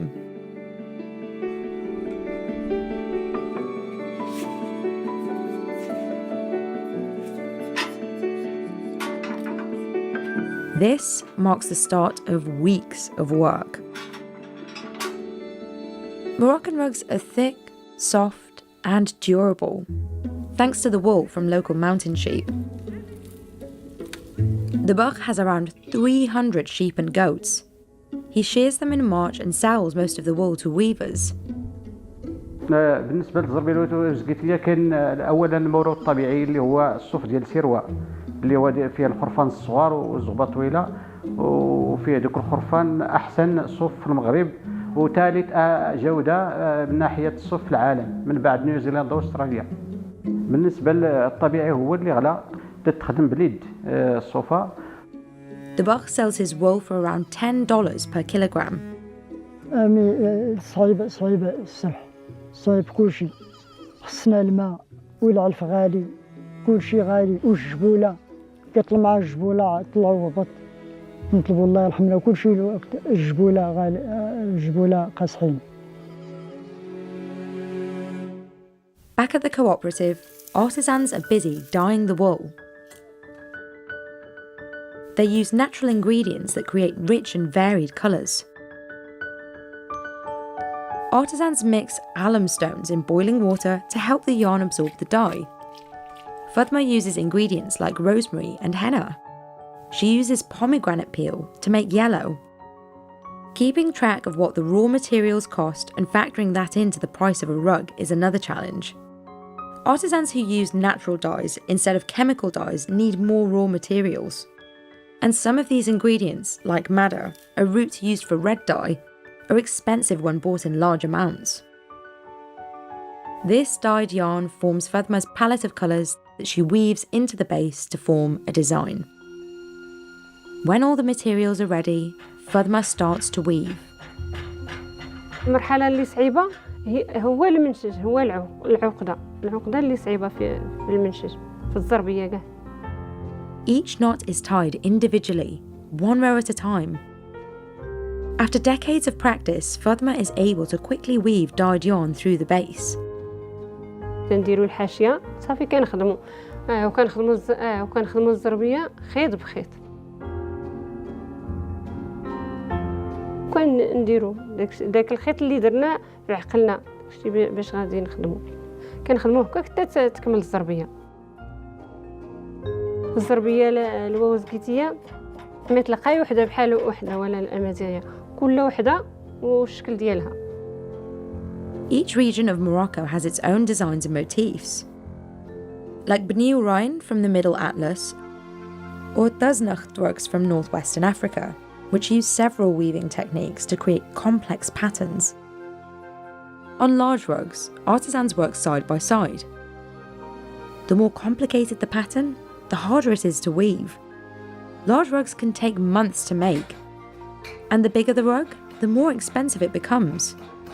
كنديروا التويزه بعضياتنا حتى نكملوا، كنتجمعوا عليها حتى كنكونوا كثار، حيت ما يمكنليكش دير الزربيه بوحدك، ما يمكنش. كنفرحوا حيت بينا نساليو واحد العمل اللي كنا خدامين فيه وعطينا الوقت كثير ليه، غنسترحوا وكنجتهدوا وكنخدموا بزاف بكري، غادي ناخذوا واحد شويه الراحه عاوتاني، كنفرحوا بديك الساعه شويه. Unfortunately, weaving a beautiful rug doesn't guarantee a profit. Most weavers live and work in rural areas with limited access to transportation. They don't have access to the markets and are exploited by middlemen. These obstacles make it challenging for women to sell their rugs directly. كنبيعوا الزربيه ديك الساعه كنبيعوها في السوق، كدير الزربيه، المراه كدير الزربيه وديها الراجل للسوق يبيعها. دابا ملي درنا هذا المجال ديال التعاونيات راه ولينا كنبيعوا ريوسنا، كنبيعوا للزبناء كيجيو عندنا، ولا كنبيعوا في الواتساب، وان شاء الله نتمنوا نبيعوا في الانترنت. المشكل دابا عندنا حيت ما قاريينش، وهذا الجيل الجديد اللي قاري راه ما مسوق لهذا العمل، وحنا اللي بغينا هذا العمل خصنا شويه التكوين والقرايه باش نبيعوا ريوسنا ديريكت. كنتمنوا ان شاء الله يكون عندنا سيت في الانترنت والفيسبوك، وغادا نتعلموا حتى حنا كيفاش غادي نتواصلوا مع الزبون باش نربحوا حتى حنا شويه. لا باقي ما عندنا شي وسيله اللي غنبيعوا فيه ونتواصلوا مع الناس على برا ولا. Several direct trade companies partner with weavers and pay a higher price for their rugs. After shipping costs and import taxes, the final price of a large rug can easily exceed $1,000. But the pay artisans receive from these companies varies. It can range from only 20% to over 60% of the price you see online. Within Morocco, rugs are sold in markets like this that can be found across the country. Janah has sold rugs for 30 years. He says his customers are around 60% locals and 40% tourists. بالنسبه للسوق هنا بزاف الانواع ديال الزربيه، كاين ديال الرباط، كاين ديال الاطلس، كاين ديال بديوراين. ثالث حاجه هي الزربيه الوزقيتيه قديمه اللي معروفه باللون الصفر الزعفران والالوان الطبيعيين الابيض والاسود، ويمكن تستعمل على جوج جهات، الجهه ديال الصيف والجهه ديال الشتاء. كاينه هذه تتسمى الزليج الامازيغي، لا موزايك، واحد لابارتي فيها لينو وفيها تيسي وفيها الروبروداج. قديما الزربيه كانت ما تتشرى في المغرب، كانوا يعطيوها في الهدايا وتتعطف في الاعراس مدن. دابا تبارك الله راه عايشين فيها الناس وقراو فيها وعايشين فيها وداروا فيها المسائل. But the further a rug gets from the weaver, the more expensive it becomes. And while joining a cooperative can help increase pay, it doesn't guarantee it. الوسطاء هما اللي تيرحلوا بزاف، اللي تيديو لبرا لمراكش وأكادير وفاس تيبيعوا على برا. اما بالنسبه للبائع ديال التعاونيات تيديوها شويه، ولكن المراه بزاف هي اللي ضيعت بزاف من ناحيه البيع ديال الزربيه. بالنسبه للزربيه دابا تتباع هنا ب 500 درهم المتر كاري، تتمشي لعند واحد تيبيعها ب 700 درهم، وتتمشي لمراكش تتباع بواحد 1500 المتر كاري ولا 2000 درهم، دوبل وبعض المرات اكثر. Authentic wool rugs also compete with rugs made outside of Morocco that imitate traditional designs. Some of these are made of wool, but many use cotton or polyester.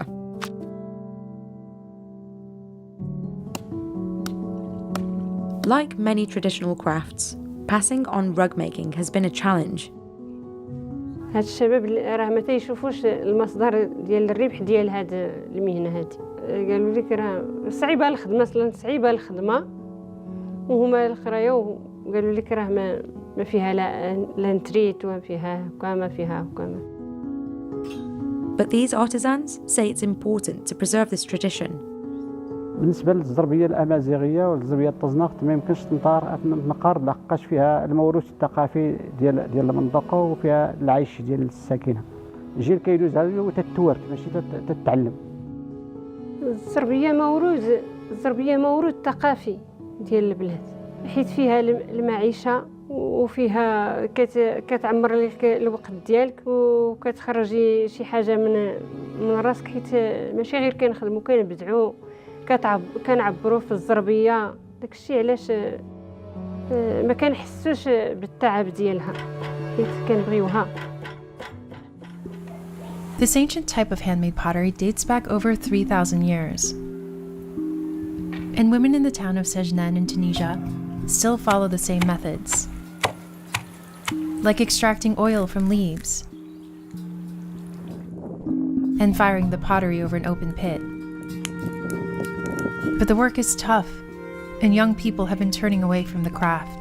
وغيرها ويقدوا الصغار ممكن ما يواصلوش فيه على خاطر متعب، هو خاطر خدمته شاق. We visited a 3-generation family of potters in North Africa to see how this craft is still standing. Elgia Saidani has been honing her craft for 25 years, and she still collects the clay herself. Her daughter Reem often joins her. برشا متعبة، لكن الحمد لله هذيك هي الخدامة، هذيك هي مورد الرزق نتاعنا نحن. هذه اخترت على خاطر نحب نوصل بها ولادي. هذيك هي مورد الرزق نتاعنا، راه كما يقولوها كلينا وشربنا ما ثماش على خاطر هو قاعد بطاء. This terracotta art is traditionally done by the women in Sejnen. ما يخدمهاش الراجل يقول لك مش خدمتي، خدمة المرأة، خاطر من قديم الدنيا خدمة المرأة الطين. Elgia doesn't shy away from it though. She crushes the clay slowly with her hands and spreads it out to dry. تعجبني الحرفة الطين، أعز حاجة، ويكذب عليك اللي يقول لك خدمة الطين مش باهية، ذهب هي، لكن ما ثم ناس ما هيش عطيتها قيمتها. The clay will dry after about 5 days under the sun. Making the mixture is an art of its own. Elgia dissolves the clay in water and removes twigs, roots, and rocks. She sieves the dry mix into a finer powder. Next, she adds broken pieces of pottery or crushed brick to strengthen the clay. With more than 2 decades of experience, it's easy for her to improvise.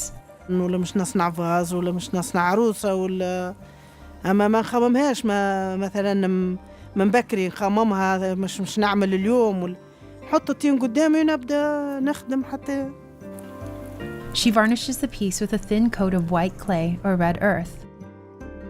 These techniques are usually passed from mother to daughter, but Elgia learned from her mother-in-law, Joma Selmi, one of the most renowned Sejnen potters in the country. وبصراحة علمتني هي اللي علمتني وهي اللي تشجع فيا على الخدمة هذايا. ومن عام 70 في المهنة هذه الفخار سجنين وعمري 80. In the past, women mostly made practical items like bowls, dishes, and cups. But it's much harder to sell those nowadays, since mass-produced plastic and metal products are cheaper. So Joma got creative and designed original pieces like vases and her signature Sejnen doll. العروسة كان نعود نخدم فيها تلقيني فرحانة، حتى كي نعود دابلتني حاجة نخليها غاديك ولا نكمل هي الخدمة نتاعها. هيك العروسة هيك على هيك القطعة هذيك كي نفز عليها ما نكملهاش، نعرفها اللي هي مش تنقص حاجة تفسد، وهكاك كان العمل نخدم وهادية وحدي للروح. Today, this is one of her most popular pieces. But when she made her first one, it was taboo. بكري كي بدينا نخدموا مش ما نعملوش العرايس هك، تو كي نعمل فيهم قالوا لي حرام، يقولوا لي علاش، نحن قلنا لك عاملين هذه، اني طورت حسب الطلب نتاع الناس اللي يحبوا. In fact, breaking taboo and tradition has been essential to stay in business. Joma even taught her son the craft. متعلم عليني وخير ولا مني، خاطر هو مو بنائي هو، The next step is firing the pieces over an open flame fueled by firewood. They add dried cow dung to intensify the heat.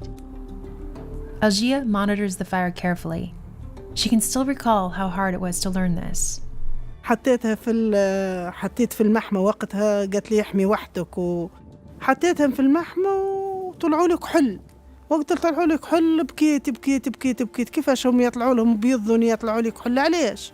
نشدك القطعة ونهزهم فوق من راسي ونرضخ ولا تحمدت لي ولا تعلمتني وتعلمتني أحمي. Today she's able to eye this process with ease. And she's teaching her daughter. أنا بدأ نخدمني وريم حاجة كبيرة نقول بنتي تبارك الله ما شاء الله عليها جابت تبعت أمها وجداها. Then it's finally time to decorate. All the colors come from nature, and the women use no chemicals. They grind dried leaves from the lentisk plant to extract the oil. Applying heat will change it from green to black. They make the ochre red from mogra, a clay that comes from the mountains. The designs give Sejnen pottery its signature look. Reem is the youngest potter in the village. في الطريق اللي انتي ماشي فيه علموك كما نقولوا بشوية بشوية، مش الطريق اللي تمشي فيه تجري، لازمك بشوية بشوية باش توصل للمراحل اللي انت تحب عليها. الفخار هذاك هو الإيتاب اللي علمتني باش في حياتي نكون نمشي بشوية بشوية ما نجريش باش نوصل للحاجات اللي أنا نحب عليها. The images Reem paints on the clay are sometimes as old as the craft itself. They have roots in the various cultures of the Amazigh, who lived across North Africa before Arabs came to the continent. The art blends Maghrebi, Arabic, and Mediterranean cultural influences. Until recently, many artisans didn't know how valuable their work could be. قلت لك مثلا كانت يستعملوها حتى للستينيات، يستعملوها في الديار، الماعون الكل كان كله بالفخار هذاك. Nozaha Skik is an anthropologist who has dedicated much of her career to protect and document the tradition. ومن بعد من الستينيات وقت اللي جاوا لي كوبيرون الفرنسيس وكل ولاو يمشيوا لهم، ولات كوميرس ولا بيع وشراء والقاون ديبوشي كوميرسيال اللي هو عاونهم وعاون النساء وعاون العائلات الكل معناها. Nozaha was stunned when she saw the women selling pieces for only 200 milim, the equivalent of about 7 cents. نبيع هذيك باش نشري للأولاد خبزة. نقول لك هذا 200 مليم. يا أخي صوم شنو هو هذا متاع 200 مليم؟ هي وقتها في مخها تقول لي أنا هذا تين ما شريتوش. زينتها بالذرو ما شريتوش. It was an unexpected visit from tourists from Belgium that made Joma realize her potential. قالت لي هاتي لي خلينا نشوف. قلت لها جي تفضلي ليش ما نهز البر برشا حاجاتهم. دخلت للبيت جبدت عيطت عليهم وكل جو يجاروا للساحة تم كل واحد هز قطعة في ايديه قالوا مش نشتروه. Her home sits by nearby ruins that often attract visitors, so her business grew. اي لا وحدي زينة وتمليس كمان هكاك. But there have been challenges. Nowadays, it's harder to get younger generations to learn the craft.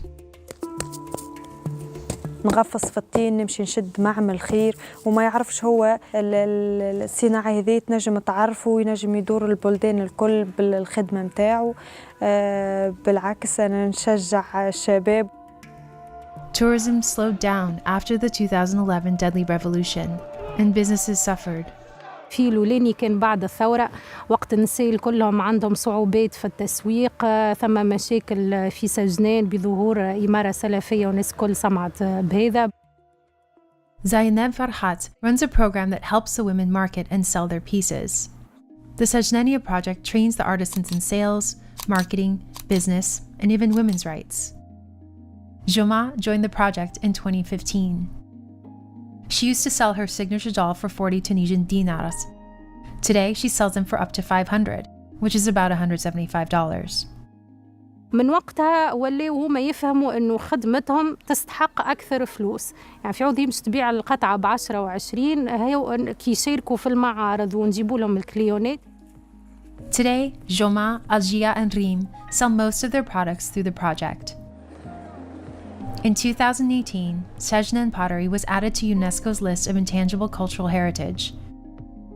Now, with international recognition, the women of Sejnen hope to keep this art alive. أنا بالنسبة لي نهار ما نخدمش الطين، نهار بالرغم من يدياتي هاك يدياتي تعبين والحرفة هذه من تراثنا، هذه هي مورد الرزق نتاعنا، وننصح الشباب باش ما تندثرش الخدمة هذه وتضيع، ننصحهم يخدموها، ماذا بينا يخدموها، شباب بنات ولاد ماذا بينا يخدموها باش ما تضيعش. نحب الصناعة هذية كما تورثتها من أمي وجداتي ما تموتش بعد أمي وجداتي، لازمني نوصلها لشباب آخرين. Rosalia Che can spend 30 minutes grinding fresh ingredients to make a traditional Maya pork dish called cochinita pibil. She's one of the few chefs in Mexico who still cooks using one of the oldest forms of barbecue in the world, an underground oven called a bib. Maya people have prepared meals this way since at least 400 AD. But people have abandoned these cooking traditions, swapping bibs for modern stoves, fresh ingredients for pre-packaged sauces, and manual stone grinders for blenders. Yo no conozco qué es cocina moderna, qué es comida moderna. Lo que a mí me enseñaron mis abuelitos es lo que yo cocino. So what does it take to preserve an ancient cuisine? And can Rosalia convince others to do the same? We went to Mexico to see how the process of making this Maya dish is still standing. Maya people arrived in the Yucatan Peninsula around 2500 BC. By 250 AD, they had one of the most advanced civilizations in Mesoamerica. They were sophisticated farmers who used astronomy and calendars to guide their harvests. Many of their more than 40 cities featured massive buildings and temples made with stones. Today, the cities are in ruins, but over 1 million Maya people still live in the Yucatan, often in small towns near the historic sites. Rosalia lives in one of the group's oldest settlements in Mexico, Yaxuna. She grows some of the most important ingredients for her cochinita pibil in her backyard. Si tengo el orégano, el achiote, la naranja. Achiote seeds are what give the dish its reddish-orange colour and slight peppery flavour. Maya people used it as food colouring, body paint, and even lipstick in ancient times. Rosalia grinds all the ingredients to make the recado, or achiote paste. She uses an ancient tool called a metate, or ka in the Yucatec Mayan language. The recipe takes 6 different spices, and she measures everything by hand as her mother taught her when she was a child. Ella siempre me ponía a moler el recado. Pues de ahí aprendí, vi cuánto ponía, cuántas cosas, todo lo que pone. Rosalia finishes the marinade with juice from a Seville orange, a fruit that grows throughout the Yucatan. It's more sour than limes and adds acidity. El jugo de naranja le puedo poner, si es mucha comida, le pongo 3 naranjas. Pero si es poco, con una naranja. She massages the paste into the meat before adding it into a large metal pot. Le ponemos cebolla morada encima. Después lo cubrimos con unas hojas de plátano. La hoja de plátano se lo pongo es para que le dé sabor. In the Maya community, making cochinita pibil is a family affair. It's traditionally made for celebrations like weddings and birthdays. As the women marinate the meat, men prepare the underground oven called a bib. Rosalia's son starts a fire with wood from two native trees, the jabin and the quitinche. They burn slowly and can withstand the high temperatures. He adds large rocks on top. These hold heat even after the fire goes out. It takes 2 hours for the oven to be ready. When it's time to add the pots, Rosalia makes sure to place them between the hot rocks to ensure the pork cooks from all sides. Her son covers the bib with more wood and banana trunks to stop debris from getting into the pots. He adds heat-resistant bags and soil. The pork cooks for 3 hours. The inside of the bib can reach up to 200 degrees Celsius. Outside the Yucatan Peninsula, conventional stoves and ovens have replaced the long process of bib cooking. But Rosalia says the flavor is worth the wait. Pero tiene más sabor enterrarlo, porque le aporta sabor como enterrarlo, como la tierra, como el tronco de plátano que le ponen. She raises her own Creole hairless pigs and keeps them on a strict diet of corn and ramon tree leaves. Las personas de acá o hasta los abuelitos, ellos no comen el otro cerdo. Dicen que no está bueno. The Maya made the earliest version of cochinita pibil with venison or wild boar. In the 16th century, Spaniards invading the Yucatan brought with them pigs and sour oranges, which quickly became staples of the dish. But their conquest also devastated indigenous communities there. An estimated 1.5 million Maya had died from disease and warfare by 1600, and the Spanish burned Maya religious books in an effort to force them into Christianity. Preparing traditional dishes like cochinita pibil was a way for Maya who survived to keep their heritage alive. It's one of the reasons Rosalia believes it's so important to share with others. In 2008, she opened her kitchen to chefs visiting the Yucatan. Corn is the basis of Maya cooking. In the Yucatan, people eat it daily in many forms. And it's the only ingredient in Rosalia's tortillas. Nuestra tortilla es nuestra cuchara, nuestro cuchillo, nuestro tenedor, todo. Y se puede convertir hasta nuestra servilleta. Soaking the corn kernels in lime water overnight helps to soften them. They wash them with fresh water for 20 minutes before bringing them to the mill for grinding. This used to be done completely by hand, but with the mill, she can do it 3 times as fast. She's been making tortillas since she was 8 years old. Porque desde pequeña nos decía mi mamá, tienen que aprender esto. Today, her daughter-in-law Anna helps her make them. She puts the dough on a griddle called a comal and flips several times until they are lightly toasted. She places them near the fire so they inflate and become more pliable. Sí, ya me quemé. Eso sí es muy dolida.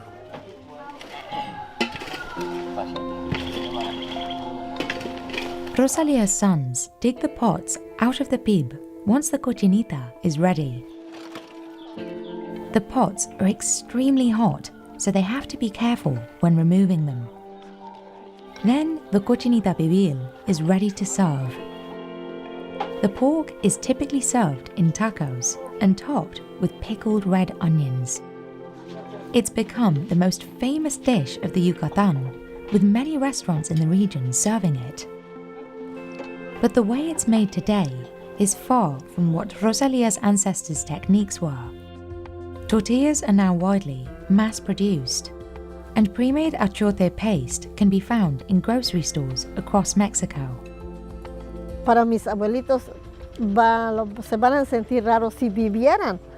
Se van a sentir raros porque Si les hablan por esas personas, no saben cómo contestar. Rosalia enjoys cooking other traditional dishes too, like relleno negro, a turkey stew typically made to celebrate the Day of the Dead. El relleno negro es más tardado, porque todo el día, en esas horas, ya estuvo, ya lo enterraron. Los chiles se queman 3 días antes. But she says Maya traditions have been abandoned over the years. Los abuelitos antiguos dicen, tenemos que separar un cerdito para hacer el Día de Muertos, para celebrar. Y ahora muchos que no los celebran porque existió otras religiones. Even their language has become less popular. Only about a quarter of Maya people in the Yucatán still speak their native tongue. Y mis abuelos, ellos no hablaban el español para nada. Ellos son maya. Rosalia has been trying to pass her traditions on to her kids, but they are busy with school. Yo les digo, sábado y domingo me tienes que ayudar y ahí vas a aprender, poquito a poquito. And at first, only chefs and a handful of curious tourists would visit Rosalia to taste her food. But everything changed when she was featured on the Netflix show Chef's Table Barbecue in 2020. ¿Te gustaría salir en la tele, me decía? Nunca me lo imaginé, para nada. Si voy a cocinar o si voy a salir en la tele, nunca ni me lo imaginé ni soñarlo. She started hosting cooking demonstrations at her home the same year. Now, she has up to 60 people coming in every week. We let it there burning for around 1.5 hours, 2 hours, until we have only the embers. Y ahora no, ahora viene de todo el mundo. I learned that good food takes time, and being obsessed with good ingredients and doing things a traditional way, the results pay off in the end. Realmente te explota la cabeza el saber el proceso de cómo se hace, cómo lo puede vivir uno aquí. Es un orgullo conocer a una persona como ella, la experiencia de con qué sentimiento o emoción lo hace.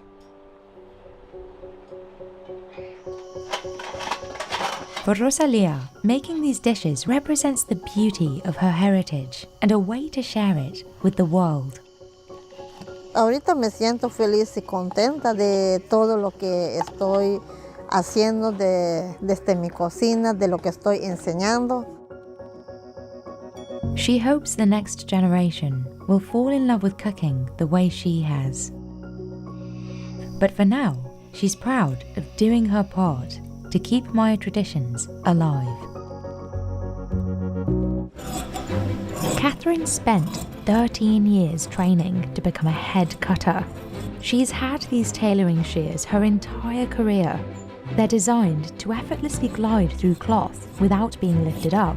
You have to concentrate, because if you don't, you might just cut into a very expensive piece of cloth. Using a special tailor's code, Catherine draws chalk outlines to craft bespoke suits for the world's wealthiest clients. Everybody you can think of in the public eye, from Churchill to Fred Astaire, will have discreetly had their garments made for them in Savile Row. On this exclusive street, even ironing is an art form. A custom two-piece suit like this one can cost nearly £6,000 and takes 4 months to make. That's more than 5 times the price of a ready-to-wear suit from a high-end brand like Brooks Brothers. We travelled to the home of Bespoke Tailoring to find out what makes these suits so expensive. When buying a suit, there are 3 main categories: off the rack, made to measure, and bespoke. Off the rack suits come in standard sizes, while made to measure suits start from the same base pattern adjusted for each customer. But at Bespoke Ateliers on and around Savile Row in London's Mayfair district, tailors craft one-of-a-kind garments completely from scratch. Bespoke suits are infinitely customizable, but they take much longer to produce. The process requires close, personal interaction with the client. On Savile Row, you're not just paying for the suit, you're paying for the tailor. Every tailor, like a hairdresser, has a different style, a different approach, so you just have to find the right one for you. Catherine Sargent became the only female master tailor working on Savile Row after opening a shop on the street in 2016. Today, her shop is located within the so-called Golden Mile of Savile Row on nearby Brook Street.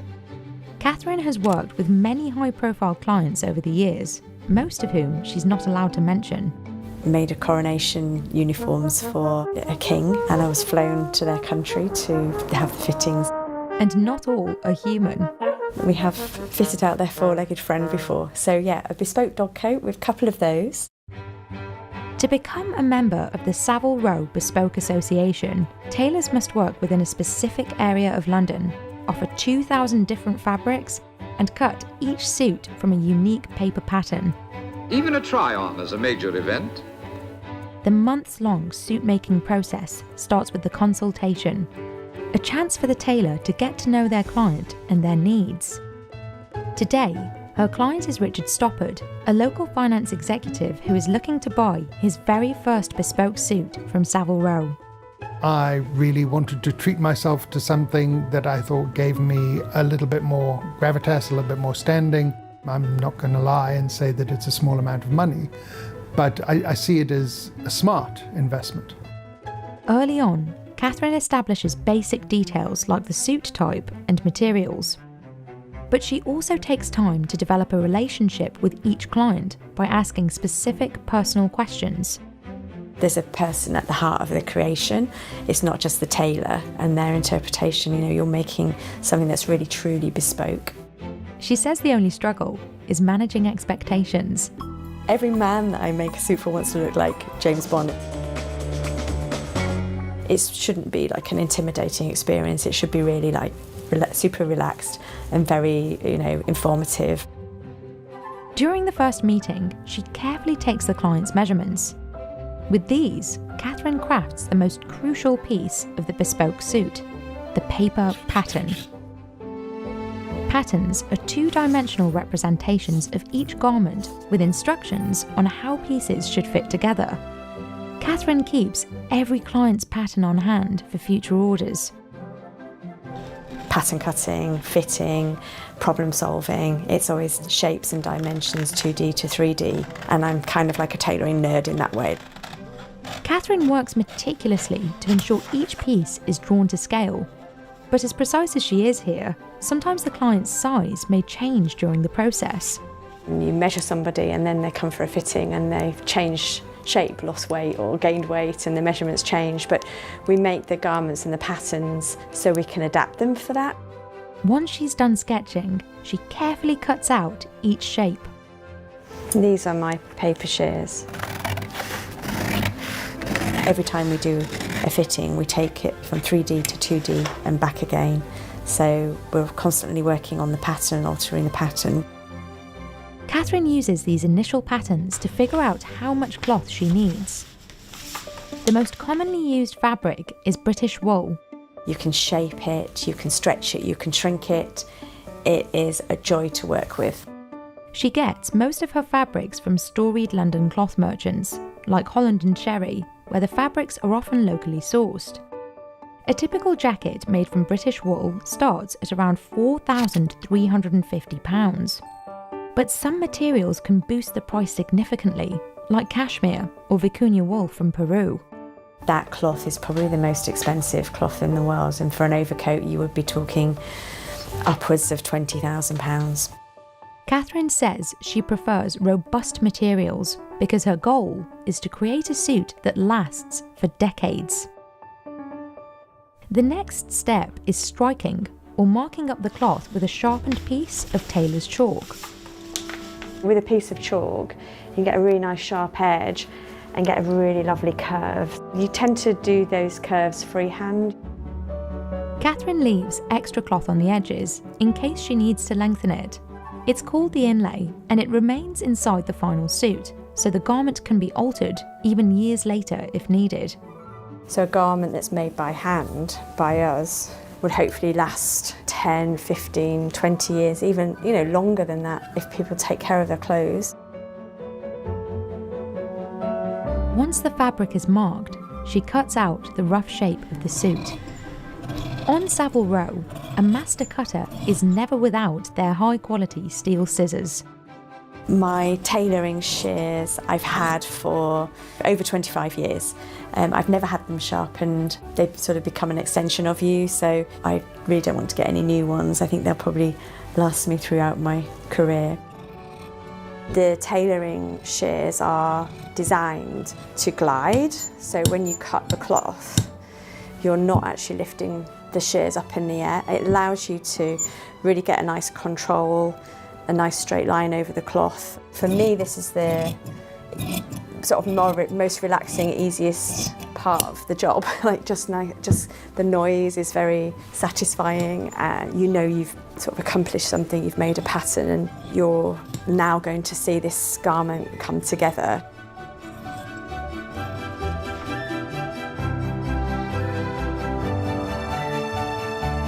At this stage, Catherine hands this bundle over to her apprentice, Emma Warner. Working off of Catherine's chalk guidelines, Emma does a first pressing of the fabric and arranges the pieces. Then she uses a thick white thread called basting thread to hand stitch the cut pieces of cloth together and shape it into a wearable garment. I'm going to use the hem for the top part because you want to keep the shape in the jacket. If it's canvas like this, you will have the shape of the bust in the canvas more than if you would do it on the flat. So that's why we're using it now. But then later we also use it to press the collar because the collar is also on a round. This basted suit is what the client tries on at the first fitting. The loose stitching allows Catherine to easily take it apart and make any necessary adjustments. To make sure that it's exactly as they want it to be before we go ahead and take it further. How does it feel under the arms? Yes, plenty of Is it room, comfortable? I think, yeah. It's not too low. No. Can you move around freely? Yeah, I think so. Yeah? This one looks good. This one looks a little bit short, doesn't it? During the first fitting, Catherine marks any adjustments on the cloth in chalk using a special tailoring code. A straight line would mean shorten or take in, and a line with a cross like that would mean let out or lengthen. Once the client is happy, the garment is broken down and flattened again. Catherine updates the paper pattern to reflect any changes. For bespoke suits, clients usually come in for 2 or 3 fittings, during which minute adjustments are made to make sure every measurement is exactly right. After weeks of back and forth, the suit finally starts to take shape. At this stage, tailors add wool padding to the shoulders and the collar to give the suit its structure. We actually put shape into the garment at this point, so when you try it on next time, you'll just see like it's got a little bit more form to it. It's not a flat shape. Once the client and the tailor are happy with the suit, it's sent out for finishing, in which artisans attach the lining and stitch the edges. The suit then needs to be pressed to make sure it's perfectly crisp and flat for the client.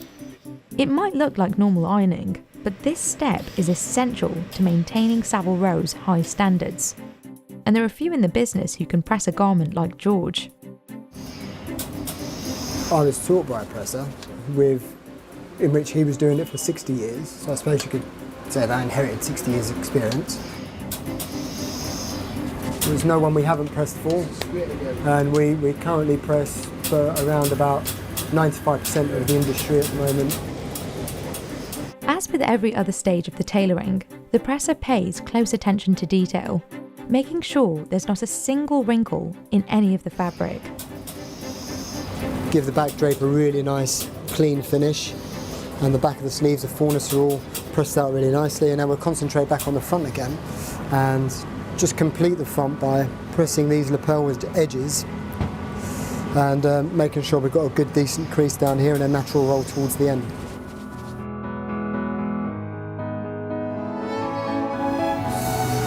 that's pretty much it. After months of work, Richard returns one last time to try on the final suit and to make sure everything is just as he imagined. I think it's interesting on how wearing the suit makes me feel. At the moment, slightly emboldened, luxuriant. It's an interesting, sort of quite emotional experience, if I'm honest. You can normally tell as soon as they put something on, like they just kind of like their posture might be a little bit different. Looking at something on the body in the mirror for the first time when it's completely finished can be quite daunting, but once they've left the building with the garments and they've started wearing them, we quite often get good feedback saying, oh my gosh, it's really brilliant, and people stop me and ask me where did I get the suit made. Catherine started as an apprentice in 1996, and by 2016 she had made history by becoming the first female head cutter and master tailor on Savile Row. Now, others are following in her footsteps. The Savile Row Bespoke Association says it's added more than 50 apprentices since 2004, and Catherine has noticed more women in this new crop of aspiring master tailors. I think gender should not be a barrier to following your passion and your love for this craft. So many women are now becoming tailors and cutters, so it's really, really great to see. It's something I'm personally very proud of. A lot of the customers are still male, and the perception, I think, from a lot of the houses are that cutters should therefore be male. That doesn't matter at all to me, and we've proved that it does work, and a woman can do this job equally as well as any man, if not sometimes better.